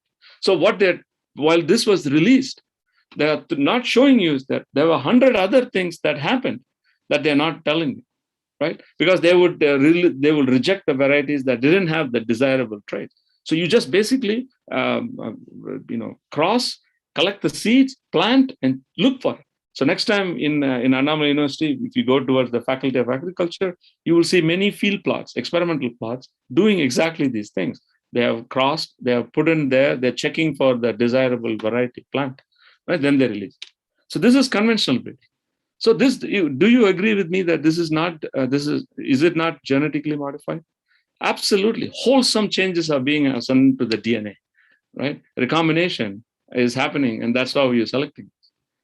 But today, with the GMO crops, at least, actually, I'm going to come to genome editing. I'll come back to that in a moment. It's in genetic modification. All you do is that you actually take the variety of your choice and you change. So let's say you know the gene that is going to be disease resistant. So research has to be done there. So that disease tolerance gene is cloned into a vector, and this plasmid is introduced into the plant. And now this gene lands in the genome of the tomato, and then it can actually control that resistance to that gene. That's it. It's more precise. You now know what you're putting in, therefore you can track it. See, that's why they have been able to draw this pink thing here. Therefore, this gene can be tracked because we know what we put in. Whereas on the left side, you have no idea what was changed. And at the time, in fact, the breeder will not worry about it. They'll worry about the gene later. If that trait is well behaving and behaving repeatedly, they will release it. And then they will find out, what caused the change, what gene changed, and all that was done later. Right? Here, it's done first. We now know what we changed. Therefore, this is actually a lot more safer because you can actually track it. Okay, so in this point, I want to introduce, again, I'm trying to quell your fear, is that, so the central, one of the things that you need to know this is that we all have taken high school biology, so I feel comfortable in reviewing this in case if anybody didn't remember this. Central dogma of molecular biology says that DNA is the source of all of our traits and everything in life. It is actually transcribed, mRNA is made, and then it is translated to make a protein. That's the central dogma of molecular biology, right? So today in COVID vaccine, people are injecting RNA so that the RNA, our host cell will use the RNA to translate into a protein. It will now make a viral protein and present it to our immune system. And then our immune system will develop antibodies, and that's how we become resistant, right? So our bodies seeing the COVID spike protein, the virus coat protein for the first time, and then it makes antibodies to it, and then you are resistant to it, right? So basically, we are injecting the RNA of that virus. Into the cells, right? Same thing. So this is the central dogma. So one thing that is actually very important is that not only DNA can be double-stranded and bind to each other using the base pairing rules, even DNA and RNA can form a hybrid like this, right? And this becomes important for the CRISPR technology I'm going to say in a moment, right? Okay. So people tell you GMOs. I just want to give you a window into what exactly is happening there so that you don't have to worry about it. So what we are, like I mentioned, we insert new useful DNA into leaves, right? So for example, like shown here, we introduce the vector into, so that's shown on the right side. Once you clone the gene, you can introduce into a bacteria called Agrobacterium. And Agrobacterium is a natural a pathogen of plants, right? And they have the capacity to send their DNA into the plant and then insert its DNA in the genome of the plant and then do certain things. So scientists have studied this, and now we hijack that system so that we put whatever we want to put it into the bacteria and let the bacteria infect the leaves like this, and it will infect it and put the foreign gene into the plant. Once you have that, they then grow using tissue culture like this, and you can raise the plants. Now you have a modified, genetically modified plant, right? That means you have introduced another DNA into it, right? But this is what I'm arguing is that this is no different than crossing two things. When you create the pollen and cross it, it is the same thing. You're introducing the DNA of that first plant to the second plant. But in any way, this is what exactly happens in GMOs. There's nothing more, right? A lot of work goes into identifying the gene of interest so that you can introduce it to get the trait of your choice, right? But these days, people have become even more smarter. You can take the Agrobacterium. You don't have to infect the leaves because the tissue culture can become sometimes very difficult because you have to manipulate the hormone concentration to bring the plant. Instead, now people are dipping the flowers of the plant with the Agrobacterium, and the Agrobacterium will infect the egg and the sperm cells in the plant, and it will put the foreign gene. Now you are genetically modified, right? So in the US, successfully, people have grown and cultivated GMO crops for many years. This is actually the statistics a few years ago. Cotton is the #1 GMO crop in the US, but all other crops I've listed here are also successfully and highly produced in agriculture today in the US. I just want to show you a few examples how this is very important in agriculture, right? So I want to show you this video of, so hopefully it'll take me, hopefully you can see it. So what I'm showing is a variety. This was done in Erie in Manila in the 2000s in Philippines. What we are going to see is, okay, sorry about that. I guess I have to play through the ad. Skip ad. All right. So what I'm going to show is, as it shows here, people identified sub-1 gene, which is tolerant to, which makes the plant tolerant to flooding. Okay, so there are many parts of, so imagine if you walk through any part of southern, east coast of Tamil Nadu, right? Many crops are underwater, right? If it is a rice, of course we grow in paddies, but still they can get submerged too. But if the rice paddy has this gene for 2 weeks, right, it can escape the flood tolerant, the damage. So that's what they're showing. So IR64 variety was sub-1 gene was introduced into IR64, and they are comparing the one with the sub-1 gene and the one without. Okay, so I hope you can see the video here. And they did a time lapse of growing them side by side, and then flooding the field side by side, and then let the flood water drain, and you can see the effect of it. Okay, so let's watch.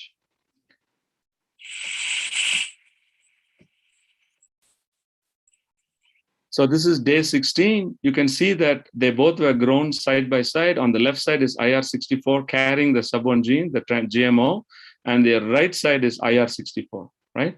Just regular IR64. So the variety background is the same. The only difference is sub-1 gene was introduced. That's the only change that has been made, right? Okay. So this mark in day 26, they purposefully flooded the whole field. And it is so flooded that you can't even see the seedling that was coming up, right? Okay, now let's keep going. And about 10 days or 2 weeks later, they drained the flood waters, right? Now you can see the effect of water. Of course, it is suffocating, right? Both varieties show extensive damage, right? But watch what happens. Look at how much the GMO has recovered from the flooding effect, but not IR64. You see that? I hope you can see it even better here. Day 60, day and night difference, right? Look at the difference between the two because it is carrying the gene. IR64 normally doesn't have.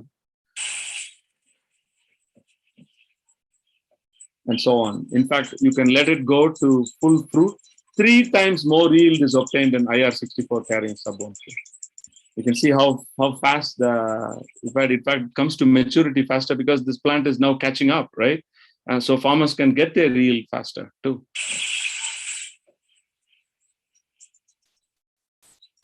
You can see the yield at the end. They're showing how much harvest was happened in this. right? These are scientific studies, right? There's nothing fancy here. So that's a first example I wanted to show, that GMO, where you can precisely change something, understand it, check all that you want, and then let's not put the burden on it to release it, right? But you cannot release this in India today. There is no permission has been given, but other countries are already starting to grow. So my question is, why should India throw away this opportunity to help with and produce and more and solve the problems, right? Okay, another example. This is GM-resistant papaya I'm showing here. So this is a ring spot virus that happens in the papaya. In the 70s and 80s, this plant was wiped out in Hawaii. In Hawaii Islands, papaya is the main crop. The ring spot virus, people said, this is it, it's doomed. It could not be controlled, right? But a scientist, ventured into it, took the virus gene and put it back into the plant, into the papaya, made a GMO-resistant papaya, and that's what is shown here. On the right side figure, the drone shot shows you the middle of the plot, that is all GMO. On the surroundings are all the regular variety, non-GMO, that is susceptible to this virus. This virus is not a joke. Till today, this is the only way papaya plant is grown, is because of the GMO virus, because the ring spot virus could not be eliminated, right? Number 3, this is rice variety against Xanthomonas bacteria, very big problem in rice. The bottom one shows the people, Pam Ronald and UC Davis, identified the resistant gene. Then they engineered it into this variety. It's the same variety, all are same variety, the top and the bottom of the same variety. The only difference is the bottom variety carries the resistance gene for the bacterial resistance gene. From another rice variety, it has been introduced into this. So it's faster, right? Why wait all these things, make all these changes, and you may, tough to bend. You can develop a lot faster, right? And then I just want to show you another example, eggplant, because I brought up this eggplant. So eggplant, today, BT eggplant is planted extensively in Bangladesh. And I even saw today another report in many reports that have clearly shown that Bangladeshi farmers have benefited from, in many ways, not only yield, but also because they had to spray less pesticides. Pesticide is dangerous, right? So on the left side, I'm showing you the eggplant that is susceptible to this worm, this bollworm, and you can see the devastation. Once it goes into the crop, fruit is gone. The fruit is gone. Whereas the right side is the GMO eggplant that carries the toxin in it. But the toxin is only toxin for the worm, not for humans, right? And that is the only difference.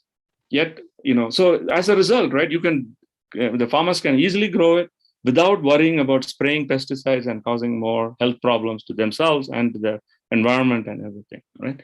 So these are, there are many. Oh, one more thing. Not only we have been able to conquer pests and diseases, right? Nutrition. So golden rice, you would have heard about, right? So Rockefeller Foundation developed this variety totally free, and it is freely given to farmers till today, right? So all they did was they took the carotene that is present in carrot. We now know the genes that are making carotene. We just introduced them into rice and makes it. You know why? 500,000 people die or at least go blind because of vitamin A deficiency. And half a cup of golden rice is enough to overcome that problem. And today you may say, oh, I just take a vitamin tablet, right? But it is not possible for poor farmers and poor people, right? So we have to consider that. And it was really developed by Rockefeller Foundation, and it was freely given, no questions asked.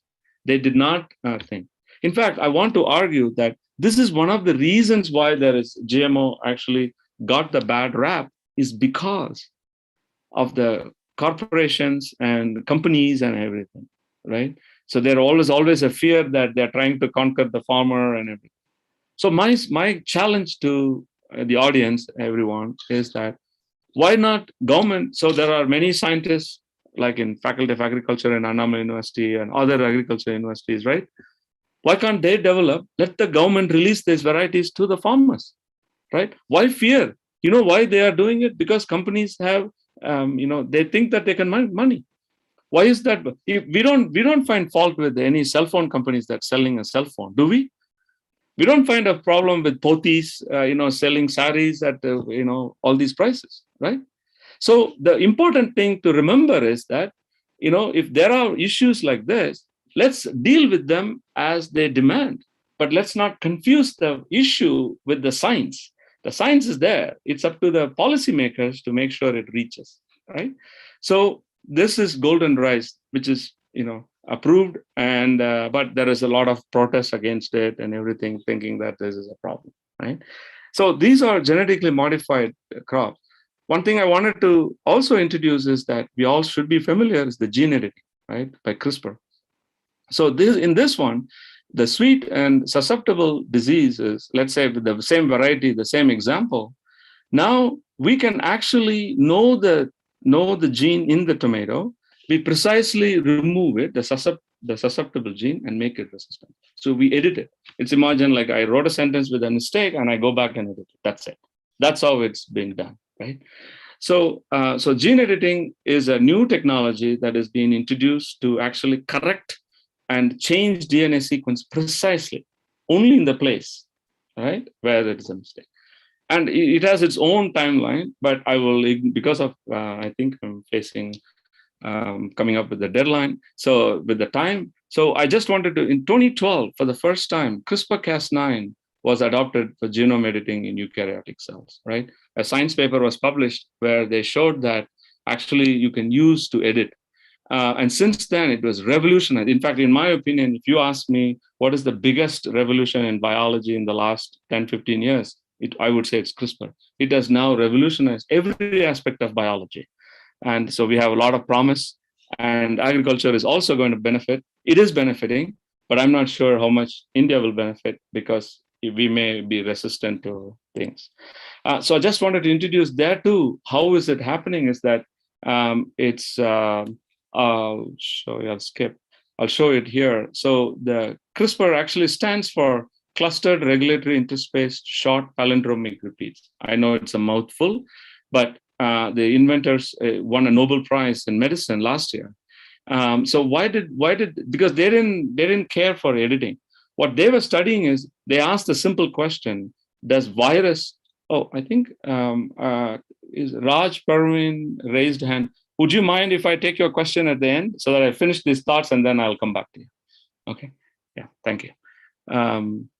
What the scientists were studying was that that the virus actually they wanted to know if bacteria has immunity against virus, and the answer is surprisingly discovery by them was yes.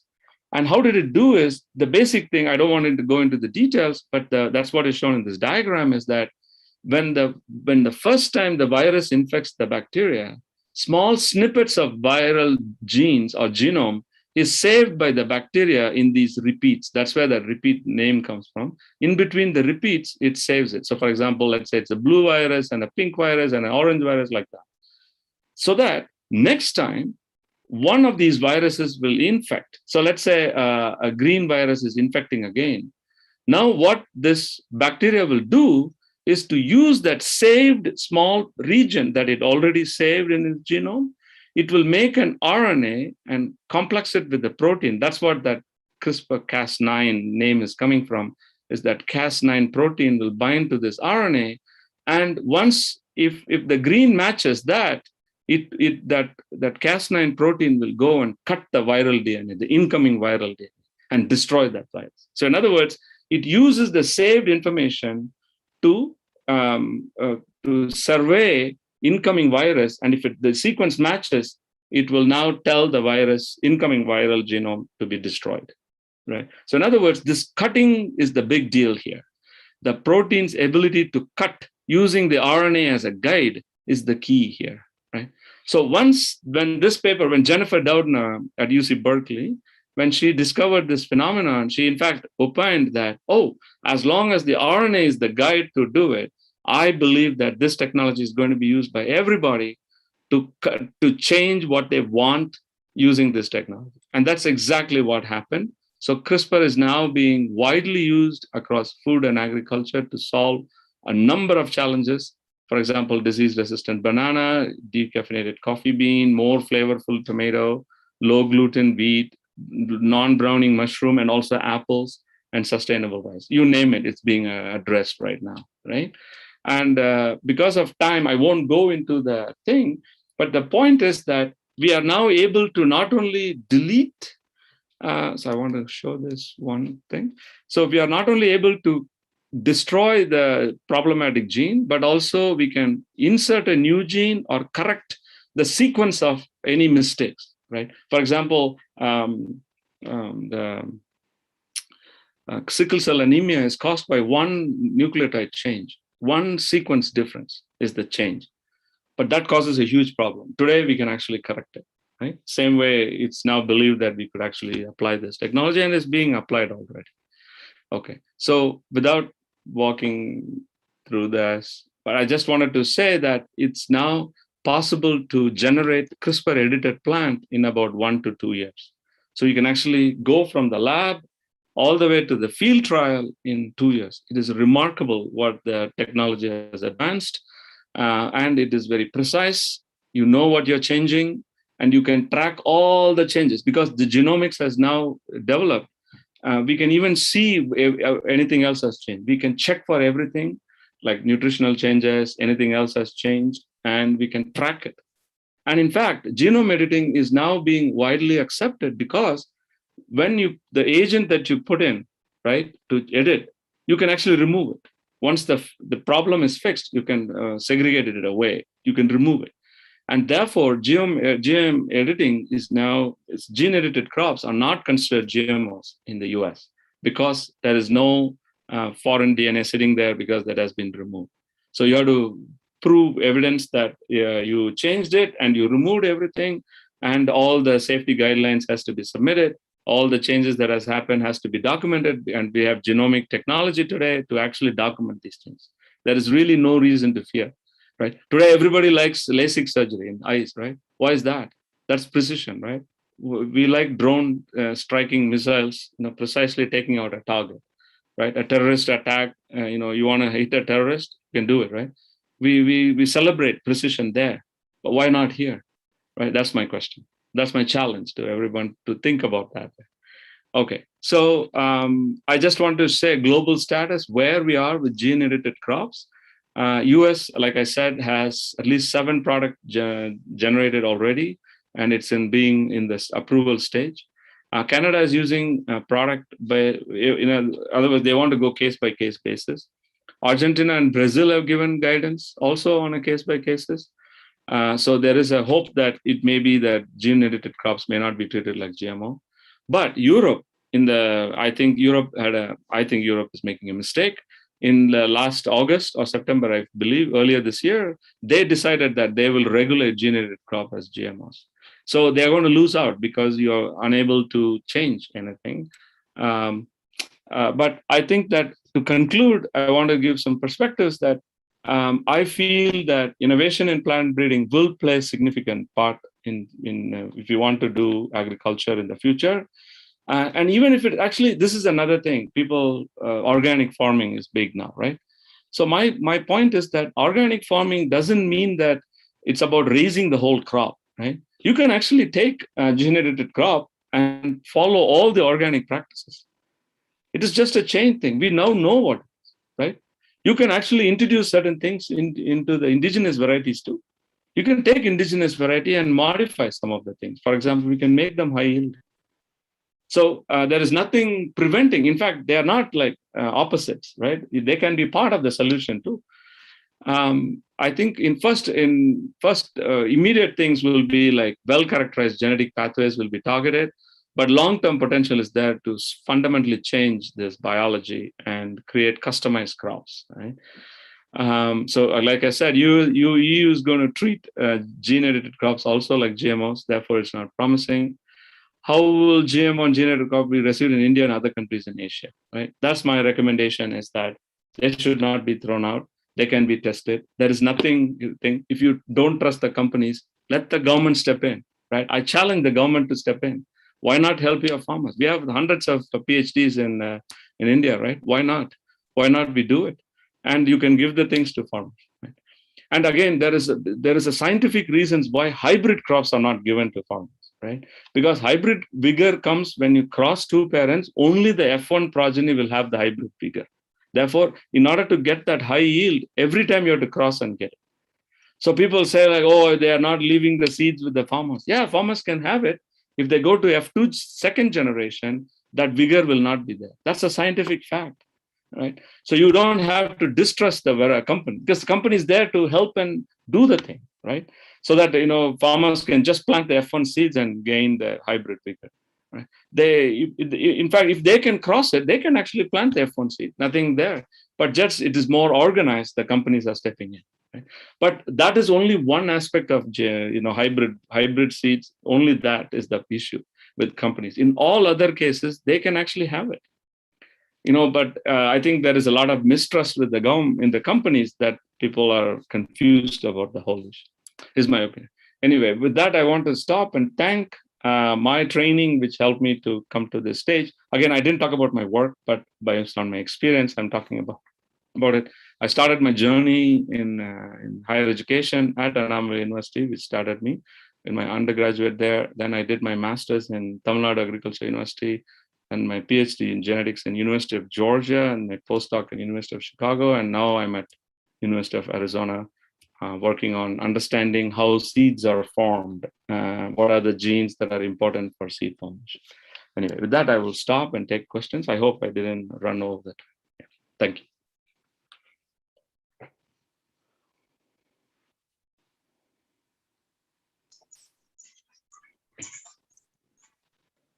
Thank you, sir. Yes. Thank you. So far, we have been listening to a wonderful presentation by Ravi Shankar Palalivelu, School of Plant Sciences, University of Arizona, Tucson, Arizona, USA. Sir has explained in detail why should we care for the future of Indian agriculture. And he has given several reasons like climate change, loss of arable land, growing population, environmental degradation, and increased input costs. And looking into the past for guidance, we have to take into consideration what has happened in the past. Then classical plant breeding based on several techniques, GMO crops. He has said GMO crops are safe, and there are several myths about GMOs. And what is a fact? GMO is a misnomer, regulatory burdens that stifles innovation. Then he said about conventional breeding versus GMO versus gene editing, central dogma of molecular biology. Then he said about genetically modified organisms, germline transformation of plants, GMO crops in the United States, transgenic rice is resistant to bacterial diseases, GMO and non-GMO. And he has told about the golden rice, which is new to all of us. Gene editing, really it is a new opportunity to innovate and solve our problems. And application of CRISPR is very essential. So all these things sir has wonderfully covered, which are very new and interesting to all of us, sir. Thank you very much for your wonderful presentation. Thank you so much. I'll be happy to take it. Yes, sir. Sir, one thing, one clarification, sir. Nowadays, everywhere we find organic food grains, and people are going for that. Particularly in India, people are going for organic food grains, organic rice, organic wheat, organic millets, like that. And non-organic food grains are there. Is it? Are they really better than non-organic food grains? Because in a country like India, everybody cannot afford to buy organic food grains. Right. Right. And it is not possible. Yeah. So the simple thing is that, you know, like if everybody, if let's say all of India goes into organic farming, even if you give time, like we saw what happened in Sri Lanka, right? It was in the news recently how it was a disaster for them. Of course, they did certain things wrong. I'm not see, that's the thing I want to argue is that I'm not against organic farming. I'm not against traditional breeding, everything. I'm just saying this is no different from any of them. Organic farming means that you will not use fertilizer, you will not till the soil, you will not use pesticides. Whatever it grows is what you use. And is that safe? Because I would say you have to be careful. Certain aflatoxins are in peanuts. Very dangerous, right? You should not eat with that. If you say, I won't spray anything, then you should not be able to eat it. And also, I think that I think in India, organic farming will not allow genetically modified crops to be part of the organic farming. But they are using other varieties. Like I said, if they used IR64, forget about it. In my opinion, you are fooling yourself because it is actually already modified. So it all depends. And I think that, like I said, organic farming is safe, but you have to be choosing what is safe and what is everything. Yeah. Thank you, sir. Thank you. Sure. Yeah. Raj Praveen, I think he raised his hand even during my speech. So you can go ahead and ask me a question. Sorry, go ahead, please. Good morning. Good afternoon, sir.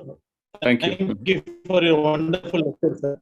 I like to add one thing, sir. In Annamalai University, we made a new variety called Sigapi.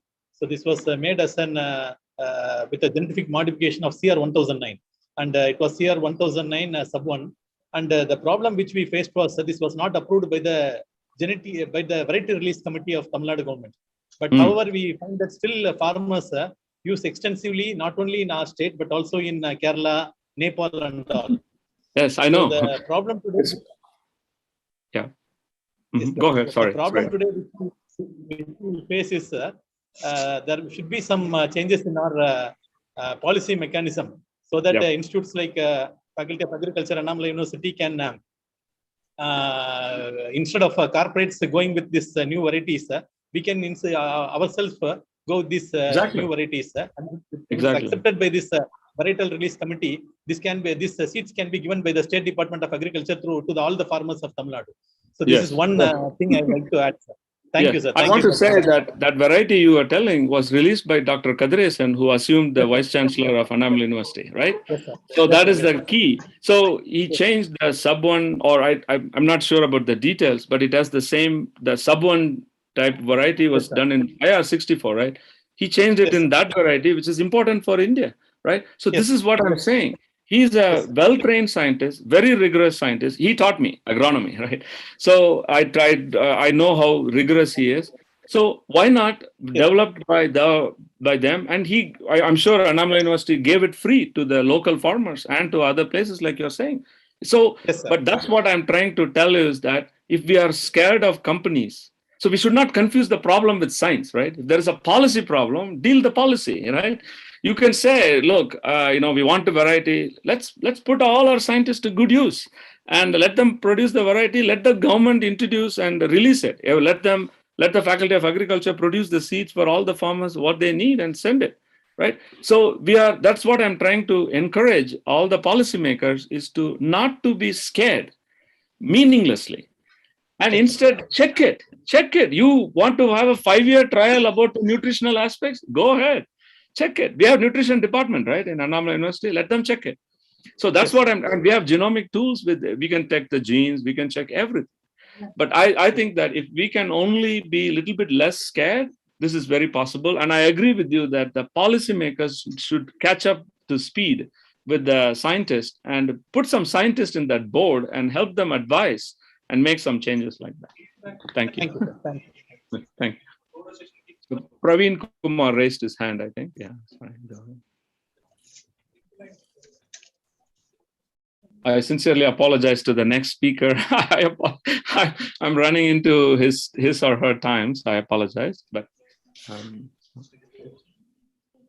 yeah, Praveen Kumar, go ahead, ask your question quick.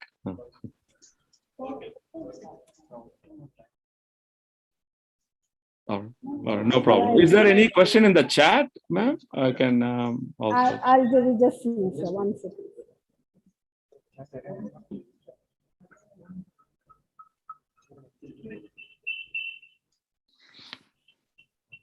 Sir, all of them have given that they loved this session, and it was a very interactive and a good session. So Oh, we okay. have- Thank you. we have- Yeah, actually, I saw Rekha had asked a question. Sir, we still believe genetically modified are harmful to humans for consumption. Then in what way we can proceed modify crops and other format? There is no, that's a myth. It will not affect if you're a pregnant woman eating GMO crops, it will not affect it. I'm laughing, please don't mistake me, but that is because it is so ludicrous, right? As a scientist, I cannot tolerate myths. We have tested this, we are not evil people who would give it to people and say, let them die, right? Nobody's going to do it. And it is not going to affect any unborn child or anything. So it is very safe. A lot of studies have been done. There is nothing like I described. It is no different from other ways of genetic modification. We just become very efficient. In fact, we can become very fast and we are precise and we know what we are changing. Therefore, we can. Yeah. Well, thank you very much, sir, for your wonderful, wonderful session.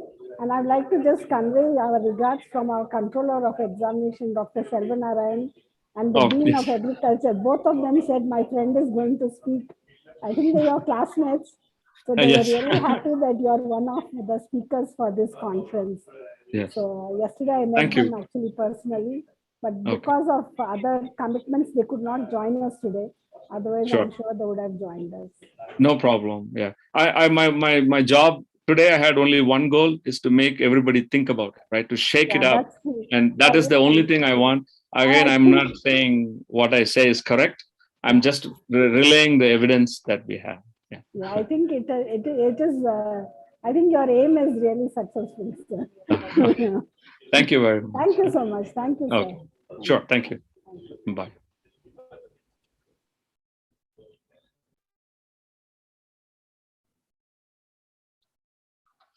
Good afternoon to all.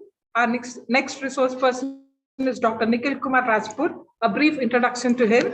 Dr. Nikhil Kumar Rajput is a doctorate in computer science from Jawaharlal Nehru University, New Delhi. And he is currently associated with the Ramanujam College. In 2015, he represented University of Delhi in West College, Scotland, under the UK India Education Research Initiative. He was one among the 19 delegates selected by TAFE Australia to visit Canberra under Australia-India Wealth Programme 2017. His areas of interest are machine learning, image processing, quantum computing, and blockchain. He has a number of publications to his credit. He has served as resource person in more than 60 training workshops and in seminars. He has convened and coordinated 90 national faculty enrichment programs. He has a major research project from DST, Government of India, for building a solution for interactive and immersive framework for cultural heritage sites. Such a wonderful resource person is here with us to share his expertise. On behalf of the organizing committee, a warm welcome to you, sir. Yeah, thank you. Thank you so much, ma'am, for the introduction. I would also like to thank Professor Gyan Devan, Professor Nirmala, and Dr. Sailil and other committee members for having me here. So I think you heard the session, last two sessions, and I really like that what we are thinking about India and how the technology can change, the different problems of India, even GM crops and misnomers about that.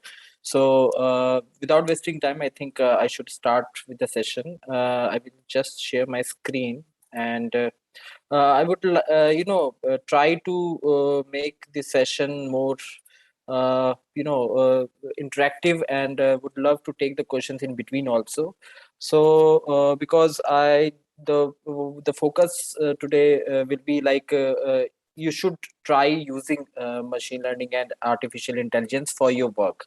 And I tell you, it is applicable in almost all the fields of problems, like right from governance to disaster management, in education, in agriculture. Each field you can apply a artificial intelligence in each field, and you don't need like what we think that we need coding expertise and other things. So I will also cover that aspect, that suppose you are social science people, suppose you are a faculty of agriculture, and you want to implement artificial intelligence and the things in your work, then how you can do that. And or if you're not even how you can start with that.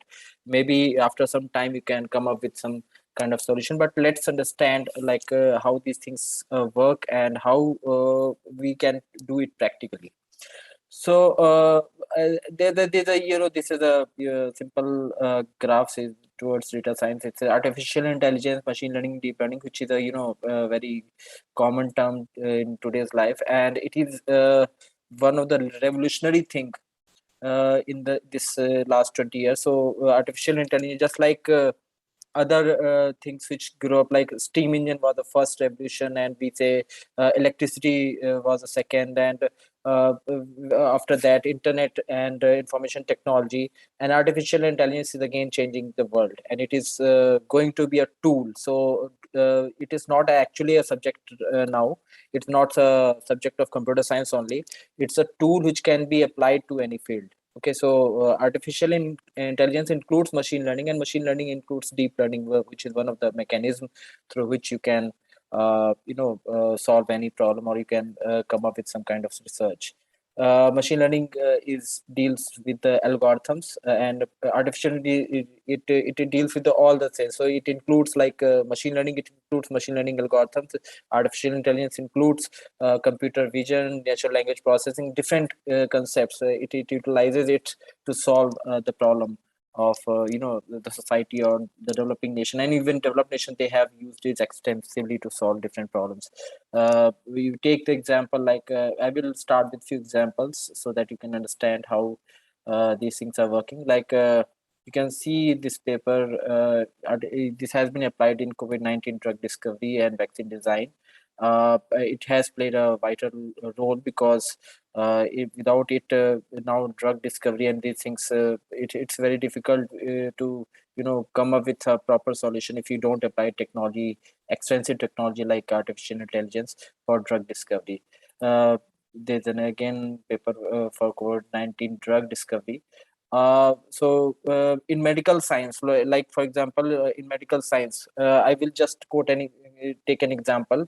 So if you go to a doctor, he or she analyzes, or it judges the disease on the basis of symptoms, like what is the BP, what is the color of the tongue, what is the temperature of your body, some blood test, all based on all these symptoms, they decide that it may be some particular disease. Okay, so this is human following, like how we humans human doctor does. Now the systems are coming like AI based doctor. So it's not like AI is going to replace the doctors, but what a doctor can have inputs. They can have a data, they can have a data set of say 1 lakh disease. Okay, so we have symptoms related to 1 lakh disease. Now the doctors analyzes the patient on the basis of the symptoms.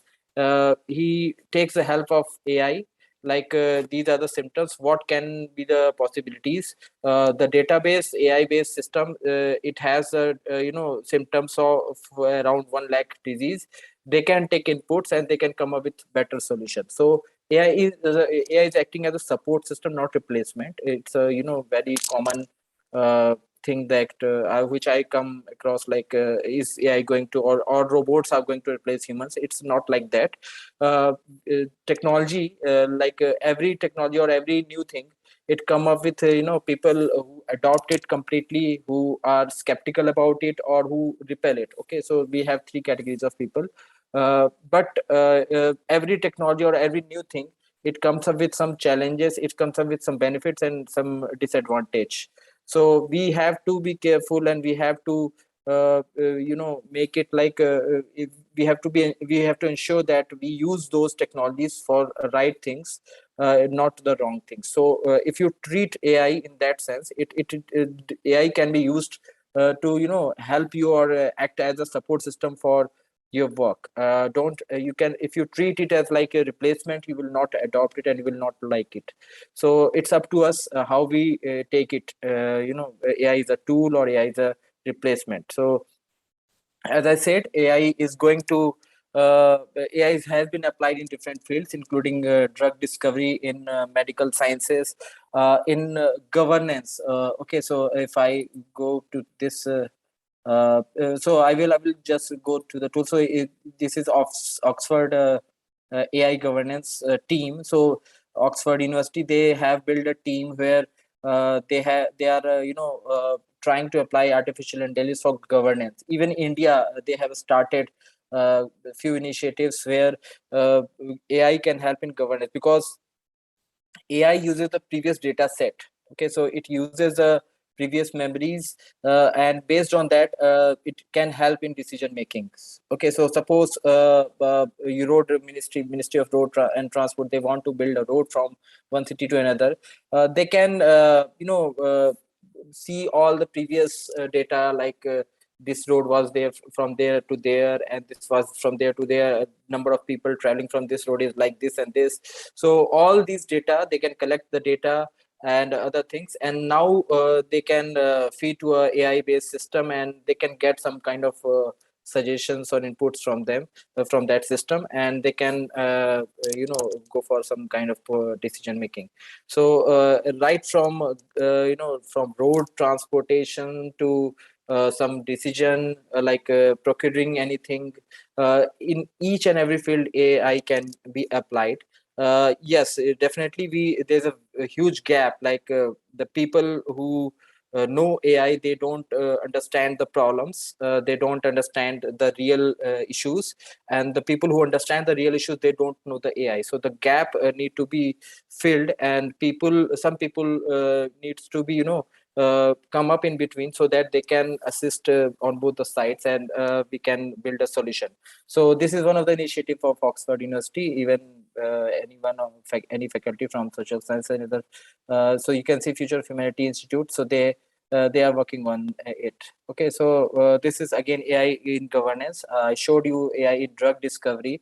In drug discovery, like for medicine, it has been used extensively, because all the data of all the gene data, all the disease symptoms, and all other information are fed into the system, and they are trying to find solutions for that. Okay, so other fields are also there, like AI has been used in disaster management. Disaster, like if there's a fire, so robotics can help in going there and for fire, and it has been used in hospital for nursing purpose, even like remote operations. So there was a news where a doctor in US, they carried out operation in Europe.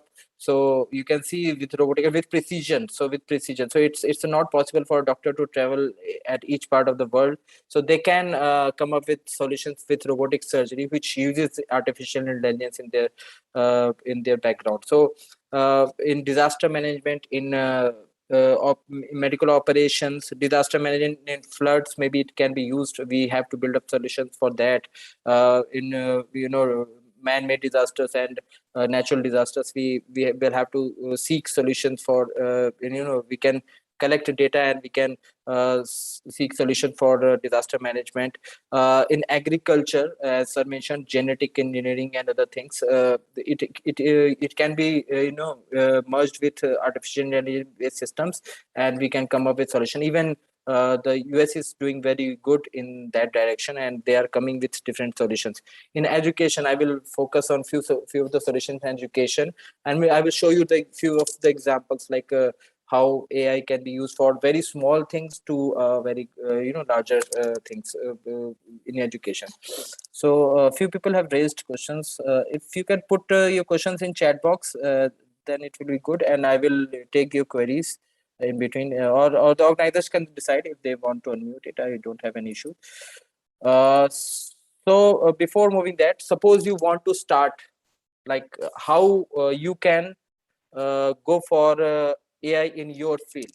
You are a, say, agriculture faculty, you are a social science faculty, you are education faculty. So how you can start with AI? So suppose you have some kind of data, or you have collected some kind of data, and how you want to apply AI based system for that. So I will suggest, like you can start with like few of the tools which Google provide. Like if you want to search for Google data set, okay, so this dataset.research.google.com, it provides a good amount of data for searching data if you want to apply, because AI or machine learning, it uses data if you want to go for searching. So if either you have collected that data yourself, or you want to use data collected by someone else, secondary data, so you can use this data search engine by Google for searching data set related to your field. Just type Google it, and you will get some kind of data. For example, if I write COVID here, you can see there are different sources where you can in the left pane you will see different sources where data set can be downloaded, from where data set can be downloaded in Excel, CSV or Excel format. Okay, so this is one of the platform where you can start with if you want to search for data related to your field. The other platform which is quite useful to start with is Kaggle. So Kaggle is a platform where you can find data set, you can find codes if you want to go for code. I will just show you one more few softwares also which don't require any kind of coding language. So suppose you are from humanities background, but and you don't want to go for coding, then definitely you have solution for that also. So let's see, this kaggle.com. You can build your profile, you can search for data set here.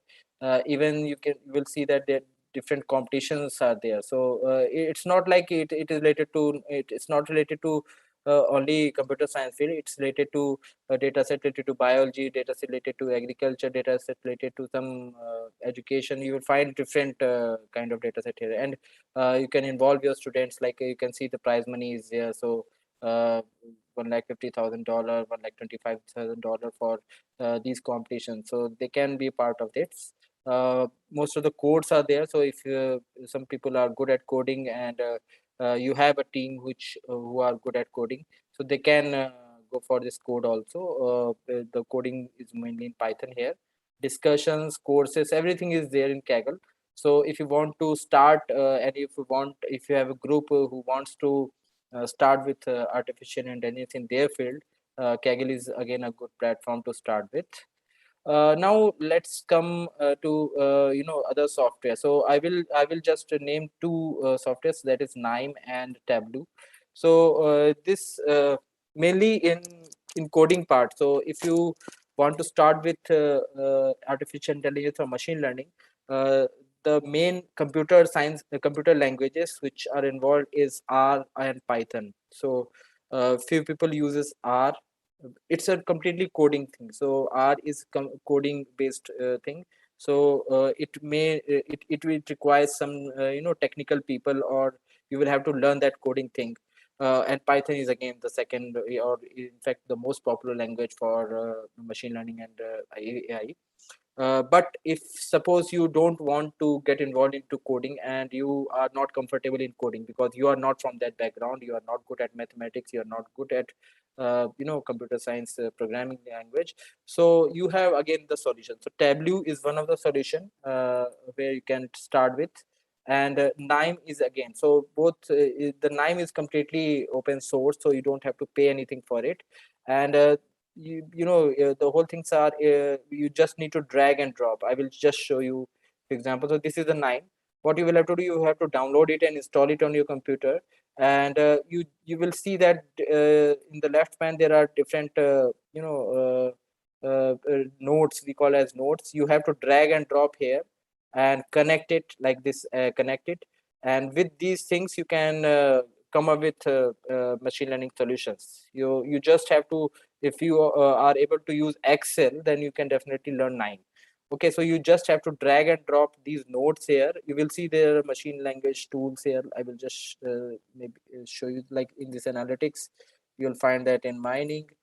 These all are machine learning tools like decision tree, neural networks. You can just go for a very basic tutorial about that, like what exactly is neural network and other things, and you can drag and drop and use that for your full. So suppose you have a data in CSV format or Excel format, you can drag and drop these nodes, connect these nodes, and come up with some kind of machine learning solutions.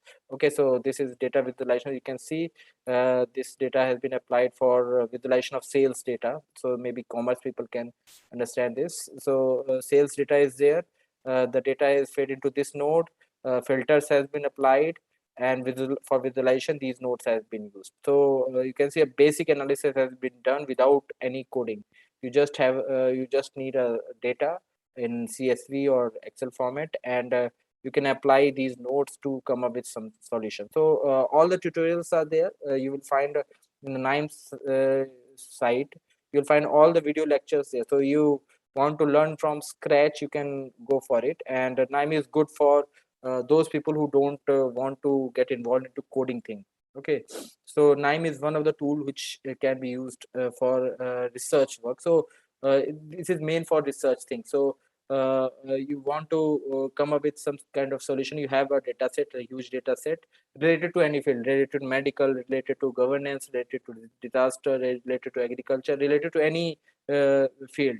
Okay, and you related to some commerce data. So you can come up with some kind of solution using this NIME.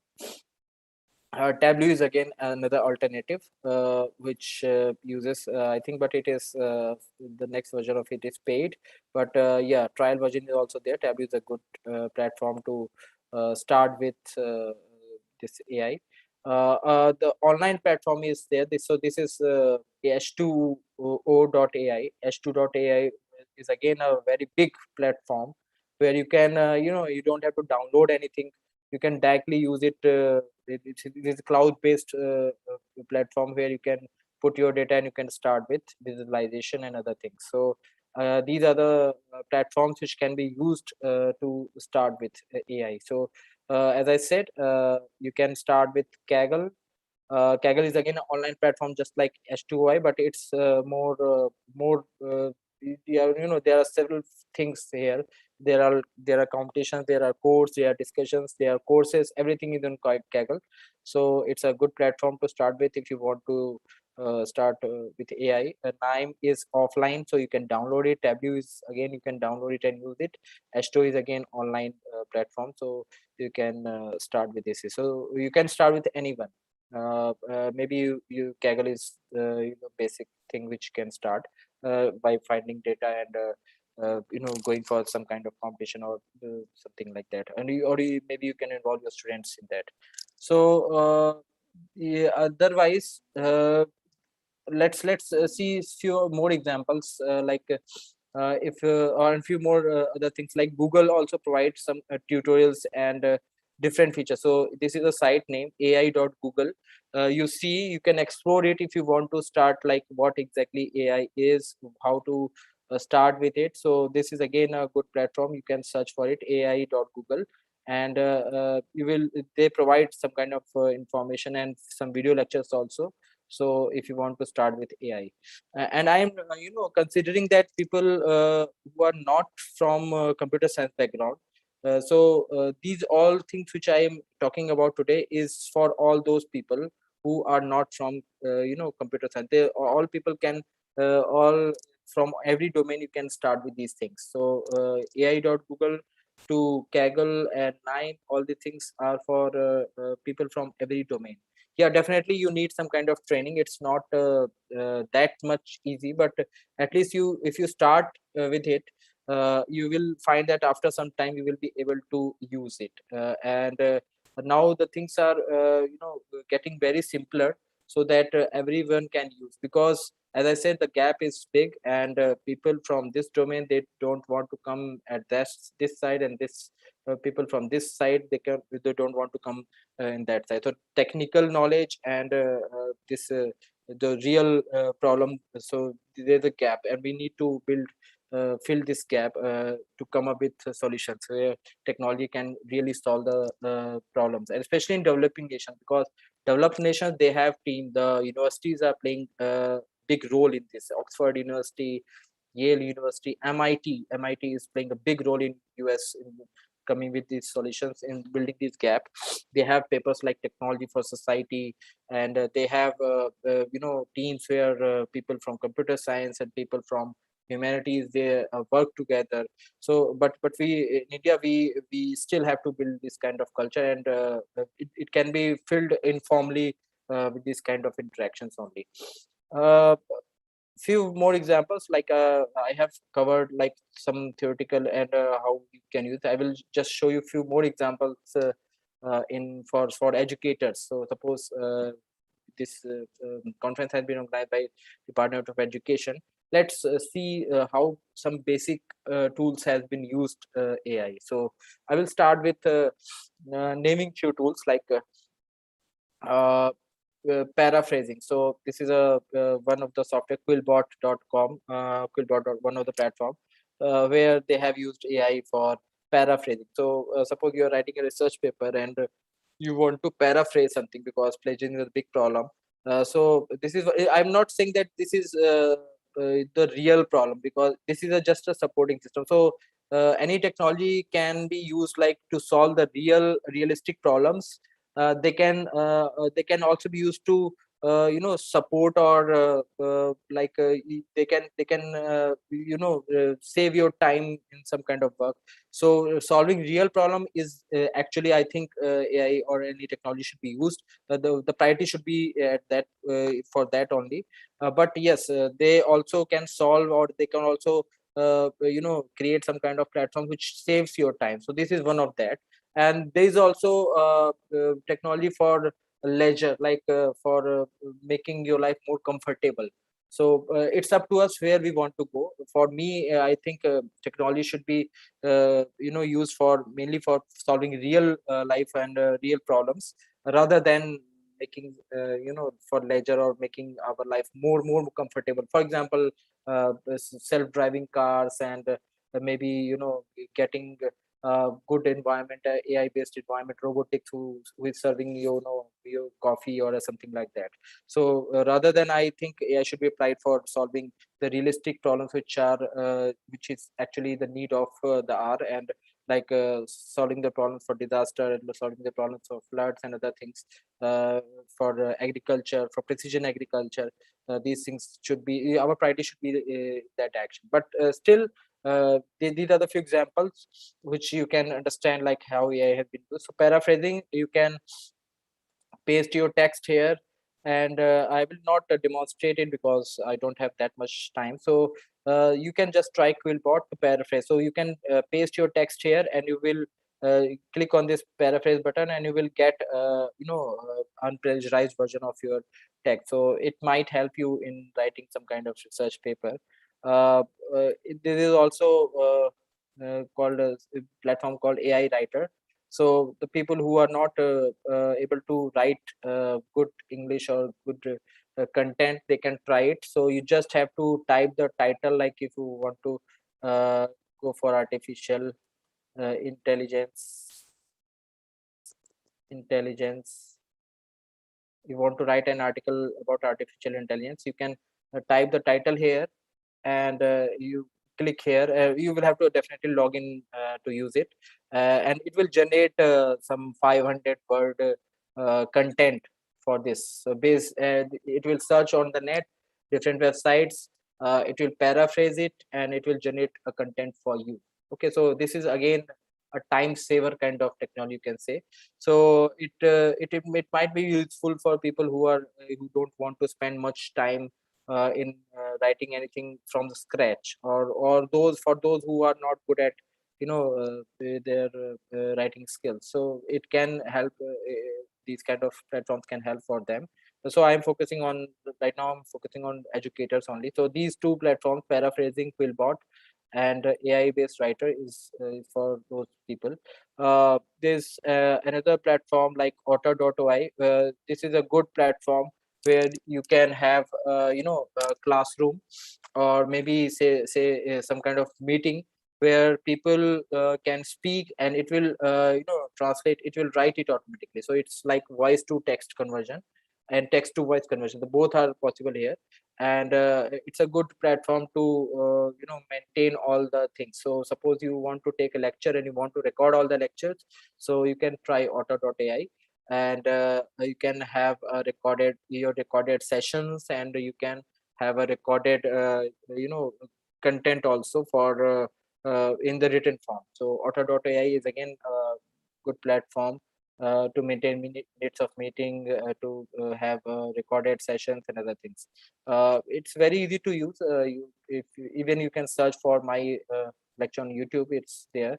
If you want to learn these tools like AI for Writer and Otter.ai and paraphrasing. So I have given a lecture on, and it's on YouTube. If you want to learn how to use these platforms. Okay. The other platform is AWS. It's a very big platform. So suppose you want to really want to work, and you are good at technology, you are techno savvy, or you are comfortable to use technology, then AWS is a good platform for you. Or maybe if you have a people in your team who are good at technology. So suppose there is a team where one agriculture person is there, say 5 agriculture faculty is there, and 2 technical computer science faculty is there. They can form a team and they can start working on this kind of platform. So AWS is one of them. AWS provides different services. You can see after logging in, I've already logged in into aws.amazon.com, and right from Internet of Things. So Internet of Things solution for any domain. So as I said, Internet of Things is again a big technology which has been applied in every field. Internet of Things to machine learning, to manage to robotics, to satellite, to quantum technologies. They are providing a single platform for providing these kind of solutions. So this is like and this is not like theoretical thing. This is not a lectures which they are providing. They are providing the platform where you can build the solutions. Okay. For example, I will just demonstrate that Amazon Poly is one of the tool provided by AWS. So suppose this is text to speech conversion.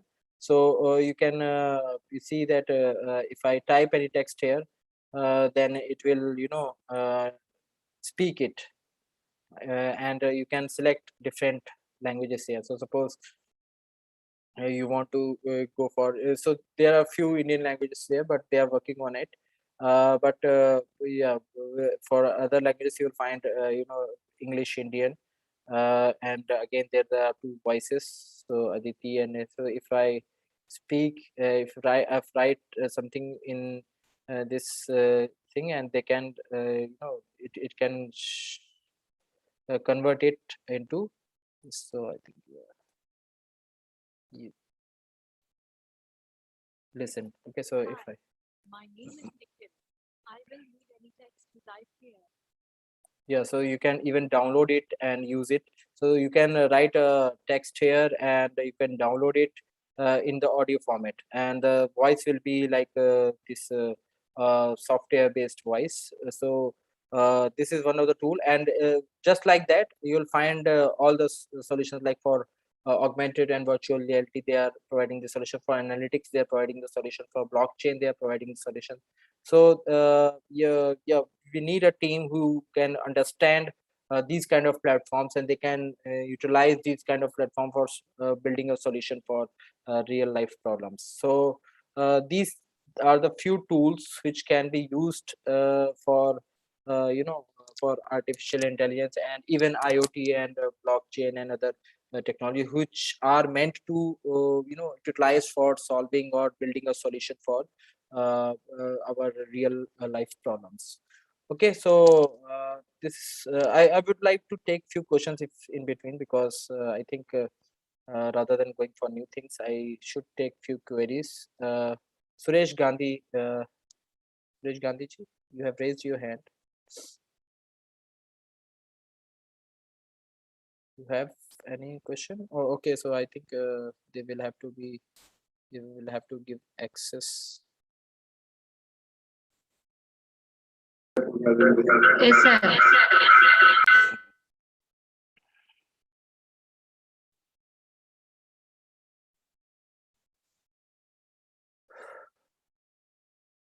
Okay, so Suresh Gandhiji, want to ask any question related to this?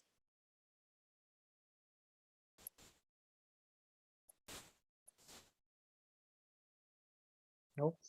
Okay, so let me continue. So how to start with it? As I said, if you want to come up with solution based on artificial intelligence, you can start with platforms like this Kaggle. You can start with Kaggle. And you can search for your field, like for if I search for agriculture,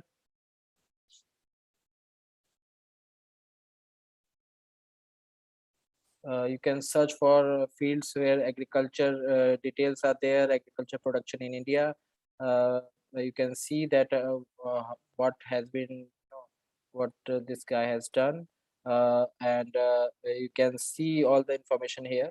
Like it has the person has plotted different graphs, and it has analyzed this data for different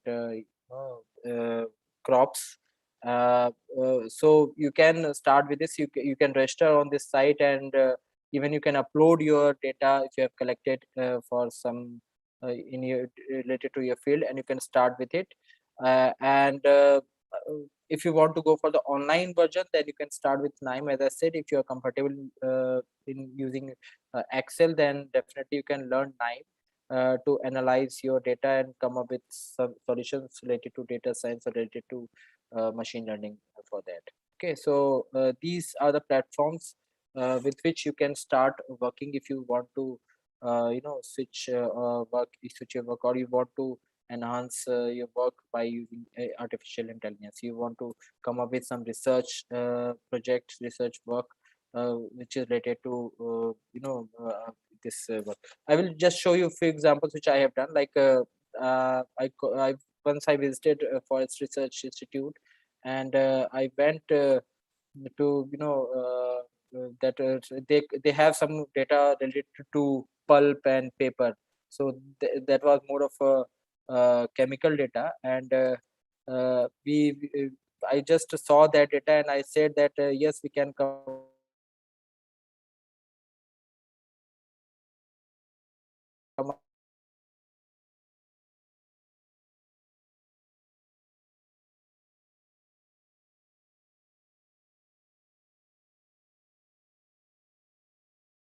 up with some solution related to that. Mainly written this paper in computer science background, but the data was related to. So we shared. We formed a team, came up with a good research publication where I applied my artificial intelligence.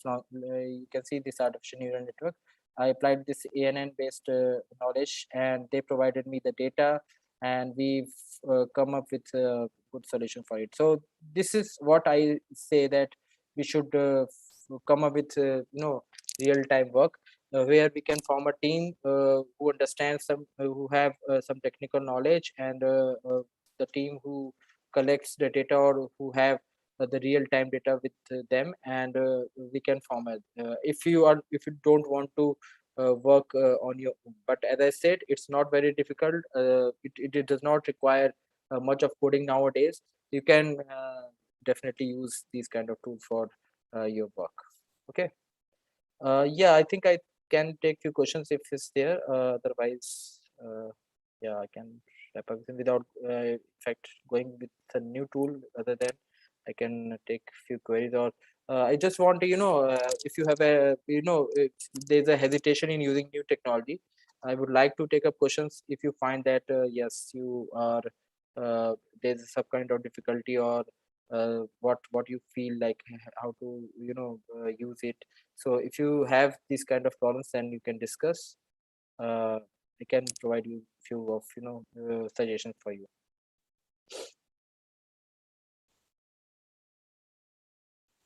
Okay, so that's it from my side.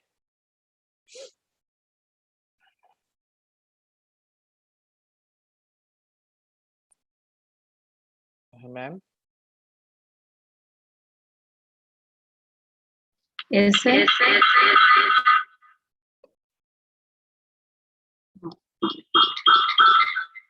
There were few people who raised their hands in between. Yes, sir.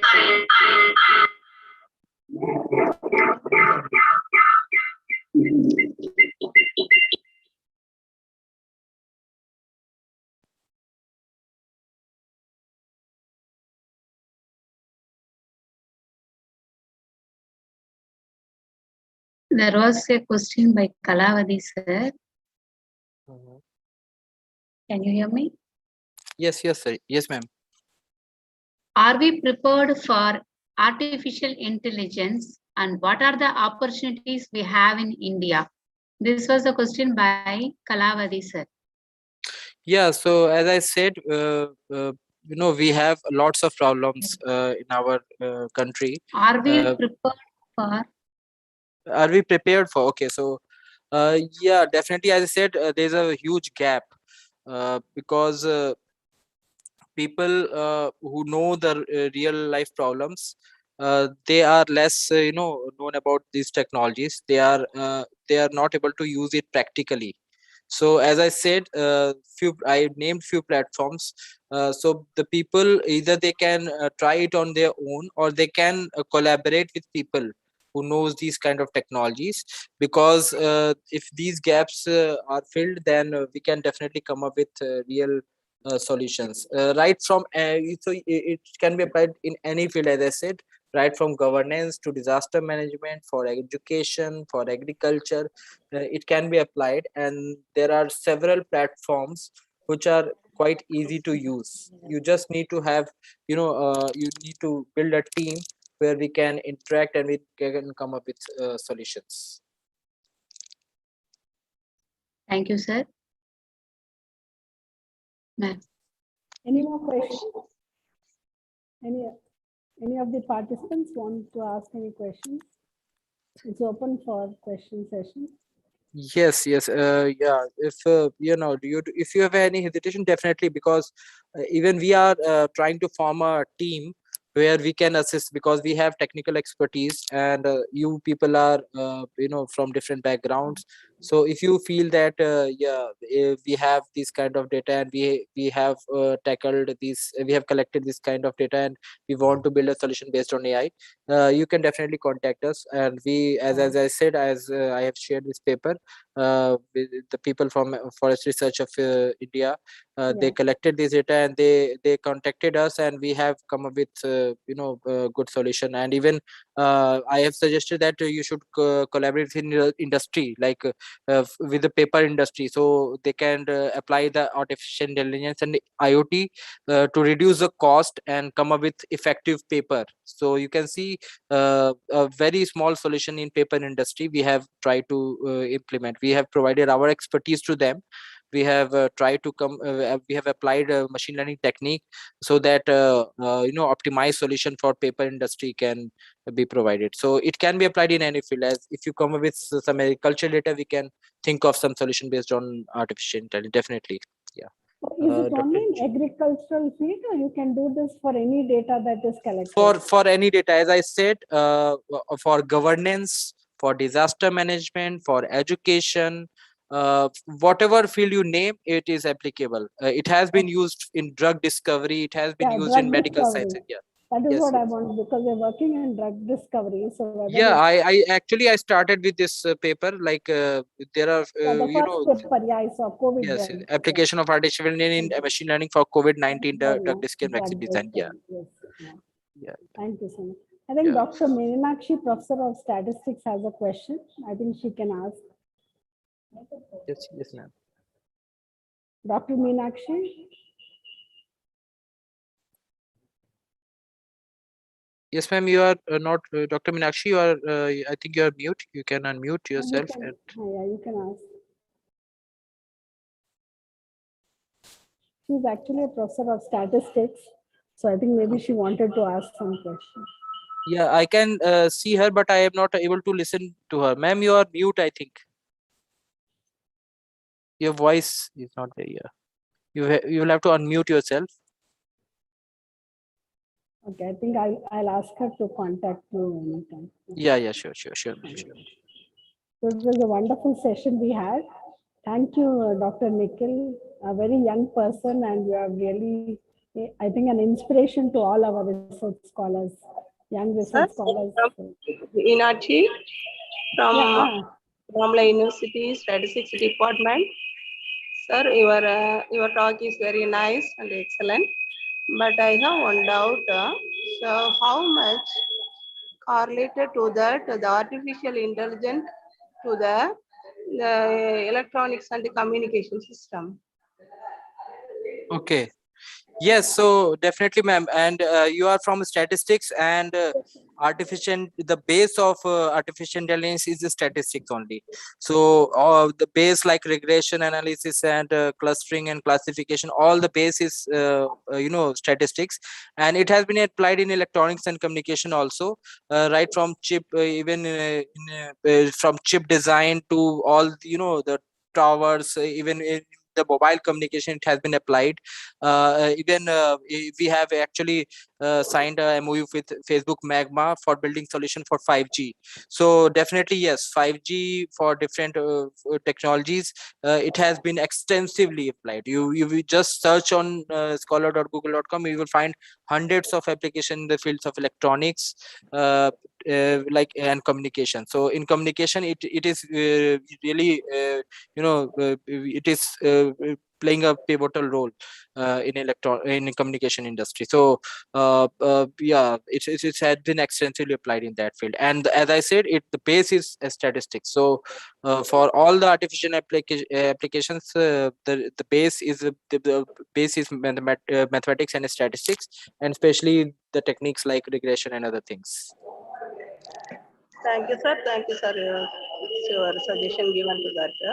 Thank you very much. Thank you, sir. உள்ள வந்துணுமா ஐயோ அது காதுல விட்டுச்சு. Yeah, so if is there any other There question? are Otherwise, no more yeah. questions. And we had a wonderful session. I think 350 students have attended it, and all of them are giving us a very good feedback that they loved your session. So thank you very much, and we will surely keep in touch and try to have some coordination and try to have some program in drug delivery system. Yes, definitely. And there's a question like, can we apply using material science? As I said, you just go to Google or Kaggle, and you will find that hundreds of applications. You cannot name any field where artificial intelligence had not been applied. You can say that in India we are not using it to that extent, but in every field, right from material science to chemical science to governance to education to agriculture, in every field it has been applied extensively. But yes, in India we are hesitant to use any new thing. So we need to build that gap to come up with better solutions, because we have a lot of problems, and it is good that we as a teachers we can come up with good solutions for solving the problems. Yeah. Thank you very much, sir. Thank you everyone. That was an interesting and a highly informative and useful presentation by Nikhil Kumar Rajput, Ramanujan College, New Delhi. He spoke on artificial intelligence and how it is being applied in different disciplines of study. He has pointed out that artificial intelligence was applied for COVID-19 drug discovery and vaccine development. It was also used for governance research group in countries like US, disaster management, robotics, and genetic engineering. He explained how artificial intelligence is used in different disciplines. He explained about NIME, what is NIME, where it can be used, and how it can be used. Artificial intelligence with the H2O AI hybrid cloud, He explained about AI Writer, AWS Management Console.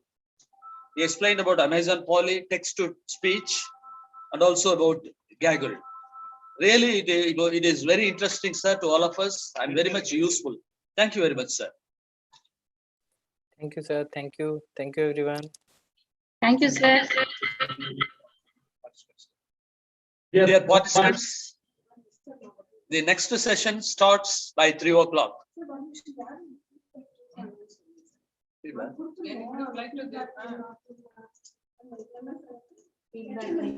your message in the chat box.